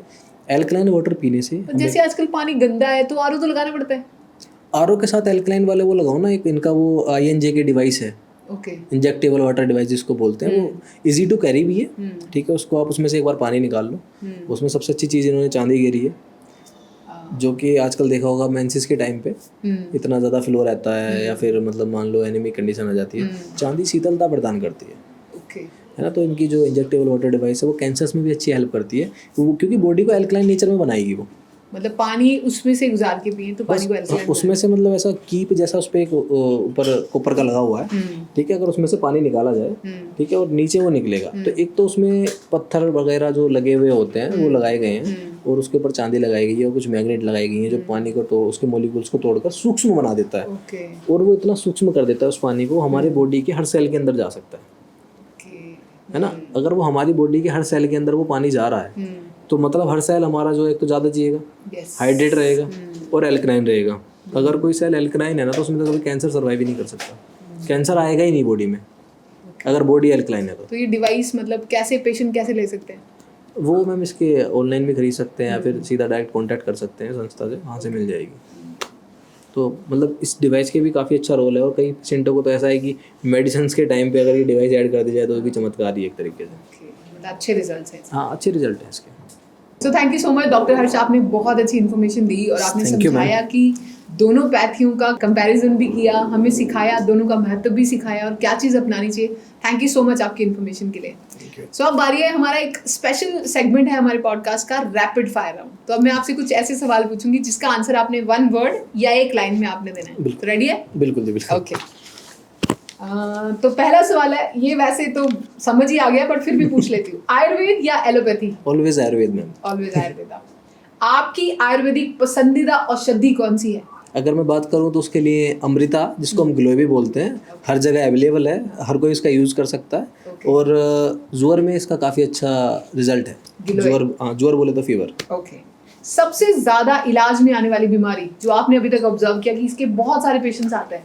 डायबिटीज़ मेलाइटस, ओके, और शुगर, जैसे हमने बोला डायबिटीज़ मेलाइटस, और दूसरा कैंसर, सीकेडी, सारी चीज़ें हैं। इनके पास आपके साथ। एक हेल्थ मिथ जो आप तोड़ना चाहते हैं? एक हेल्थ मिथ जो मैं तोड़ना चाहते कि आयुर्वेद स्लो काम करता है, बेसिकली मैं इसको तोड़ चुका हूँ। हाँ। मुझे खुद के लिए ज़रूरत नहीं है इसको तोड़ने की, Yes. बट ये लोगों को अवेयर हो कि आयुर्वेद स्लो काम नहीं करता, ये ज़रूरी है। फास्ट काम करता है। बिल्कुल। योग या वॉकिंग कौन सा बेटर है? योग। ओके, गर्म पानी या ठंडा पानी? ऑलवेज गर्म पानी सुबह उठ के। ओके, बेस्ट डिटॉक्स उपाय? त्रिफला। हाँ बिल्कुल, बहुत ही लाइक ज़्यादा महंगी मेडिसिन भी नहीं है, और काफ़ी अच्छा योग भी है त्रिफला का। इसमें 3 चीज़ें होती हैं, आंवला की, विभूत की और गिलोय। ओके, तो मतलब ये कोई भी ले सकता है? बिल्कुल, कोई भी ले सकता है। आयुर्वेद को अगर आपने एक शब्द में मतलब एक्सप्लेन करना हो तो वो क्या होगा? आयुर्वेद को एक शब्द में अगर मैं बोलूँ तो जीवन दान। जीवन दान। एलोपैथी को एक शब्द में बोलना हो तो? एलोपैथी को इमरजेंसी। ओके, क्या आप खुद कभी आयुर्वेद का कोई काढ़ा पीते हैं? आपकी डाइट में है? बिल्कुल, मैं कभी कभी पी लेता हूँ काढ़े, पर ऑन डेली बेसिस नहीं, बस कभी कभी पी। कभी कभी पी लेते हैं। आपका आयुर्वेदिक पसंदीदा खाना कौन सा है? हाँ, मैं मोस्टली अम्ली प्रेफर करता हूँ। अम्ली? बिल्कुल। ओके, पंचकर्म शानदार है या डरावना? शानदार है, अगर रिजल्ट भी देखो तो शानदार है इसके। हाँ। डरावना उनके लिए जिन्होंने आज तक नहीं लिया। एक चीज जो मरीज को हमेशा रखनी चाहिए? धैर्य। धैर्य। ओके, एलोपैथी इंजेक्शन से डर लगता है? बिल्कुल लगता है, वो हमारे लिए नहीं बने। सबको डर लगता है, वैसे तो मुझे भी लगता है। दिन की शुरुआत किससे करते हैं आप? मैं गर्म पानी से। गर्म पानी। एक सलाह जो आप सबको देना चाहेंगे? एक सलाह मैं पर्सनली मैं ये कहना चाहूँगा लोगों से कि आयुर्वेद में आइए और अपना जीवन बचाइए। ओके, आयुर्वेद में सबसे अंडररेटेड चीज कौन सी है? आयुर्वेद में सबसे अंडररेटेड चीज़ है दिनचर्या, क्योंकि लोग उसको फॉलो ही नहीं कर रहे हैं। मतलब दिनचर्या एक अलग से पूरा चैप्टर बना हुआ है। अगर बात करता हूँ, मैंने पहले भी बताया, शुरू के 10 चैप्टर में से दूसरा ही चैप्टर दिनचर्या है। उसके बारे में पूरा एक्सप्लेनेशन है, उसके बारे में पूरा आप जान सकते हो, सारा कुछ पढ़ सकते हो। तो लोग फॉलो नहीं करते। फॉलो नहीं करते, वो अलग बात है। कौन सा दोष सबसे नटखट है? वात दोष। मतलब क्योंकि उसका काम ही ऐसा है कि मूवमेंट कराना है ना, तो सबसे ज्यादा नटखट जो है वो वात दोष ही है। कभी इधर कभी उधर, मतलब पूरी बॉडी में भटकता रहेगा। काढ़ा पीने से चेहरे का एक्सप्रेशन बदलता है क्या? बिल्कुल। क्या पी लिया। डॉक्टर साहब, काढ़ा बहुत कड़वा है, क्या कभी किसी पेशेंट ने ऐसा बोला? बिल्कुल बोला। और फिर आपका जवाब क्या था? मेरा जवाब यही था कि भाई कड़वे तो बीवी के ताने भी होते हैं, पर सुनने पड़ते हैं। एलोपैथी की कौन सी ऐसी दवा है जो आयुर्वेद बनना चाहती है? बिल्कुल, जैसे इसमें एंटासिड है ना, तो उसको हम त्रिफला जो है वो हमेशा त्रिफला बनना चाहेगी, क्योंकि त्रिफला काफी अच्छा रिजल्ट इसमें देती है। और गर्म पानी से भी एंटासिड ठीक हो सकता है। मतलब एसिडिटी जो है गर्म पानी से भी ठीक हो सकती है। क्या पंचकर्म के बाद इंसान फील करता है जैसे छुट्टी से लौटा हो? हाँ जी, बिल्कुल बिल्कुल सही पकड़े हैं। अगर दोषों की पार्टी हो तो कौन सा दोष सबसे ज्यादा डांस करेगा? वाद दोष। वाद दोष। एलोपैथी में सब कुछ तेजी से हो जाता है, तो क्या पेशेंट्स को टाइम मिल पाता है बेचारों को सोचने का? बिल्कुल जी, उन्हें टाइम नहीं मिल पाता, इसीलिए उन्हें साइड इफेक्ट्स का पता नहीं लगता। साइड इफेक्ट्स आने के बाद ही वो हमारे पास आते हैं। काढ़ा वर्सेस चॉकलेट मिल्क शेक, किसके फैन फॉलोइंग सबसे ज्यादा है? हाँ, फैन फॉलोइंग ज़्यादा है शेक की, चॉकलेट शेक की, बट रिलीफ ज़्यादा देगा काढ़ा। आना काढ़े पे पड़ेगा लास्ट में।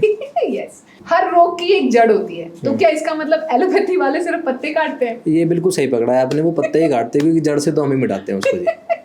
सिम्टोमेटिकली रिलीफ देते हैं बस वो। अगर एलोपैथी डॉक्टर और आयुर्वेदिक डॉक्टर में बहस हो जाए तो पहले शांत कौन होगा? ऑफ कोर्स आयुर्वेद वाला ही शांत होगा, क्योंकि वो मेडिसिन करता है, योगा करता है और अपना लाइफस्टाइल मैनेज करके रखता है। ये बिल्कुल सही है। आपके अब तक के एक्सपीरियंस में आयुर्वेद की अगर मैं पूछूं सबसे टेस्टी दवाई कौन सी है? सबसे टेस्टी दवाई आयुर्वेद की अगर मैं बात करूं आपसे तो घी है। Okay. क्योंकि वो अग्नि को भी बढ़ाता है, और अगर हमारी अग्नि बढ़ी हुई है तो शायद हम स्वस्थ हमेशा रहें। और दूसरा, वो किसी भी चीज़ में उसको डाल दो, किसी भी सब्जी में डाल लो, पर्टिकुलर किसी भी चीज़ में डाल दो, उसका भी टेस्ट वो बढ़ा ही देता है। Yes, very good. देसी घी। तो कौन सा घी लेना चाहिए वैसे भी? गाय का घी ज़्यादा अच्छा रहता है। गाय का घी। ओके। एलोपैथी की कौन सी दवाई सबसे ज्यादा ड्रामेटिक है? एलोपैथिक की सबसे ज़्यादा पेन किलर्स। आए देखा पेन किलर। अगर आयुर्वेद बॉलीवुड का कोई हीरो होता तो कौन होता? अक्षय कुमार। बिल्कुल, Akshay Kumar. So thank you so much doctor Harsh, आपने बहुत अच्छी जानकारी दी। Thank you so much for coming on our show. Thank you. तो दोस्तों, आज हमने जाना कि सेहत का रास्ता किसी एक दिशा में नहीं जाता, बल्कि समझदारी से उठाए गए हर कदम से बनता है। जहां एलोपैथी ने हमें इमरजेंसी से लड़ना सिखाया है, वहीं आयुर्वेद ने सिखाया है किस तरह शरीर को पहले से ही समझना, संतुलन बनाना और प्रकृति के साथ चलना ही असली इलाज है।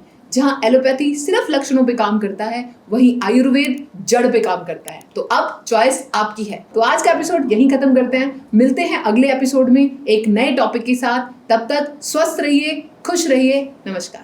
पूरे भारत में हमारे 58 से अधिक हॉस्पिटल्स, 60 से अधिक क्लिनिक व डे केयर सेंटर्स हैं। पूरे भारत में 900 से अधिक आयुर्वेदिक, एलोपैथिक, होम्योपैथिक व नेचुरोपैथी डॉक्टर्स हमारे साथ जुड़े हुए हैं।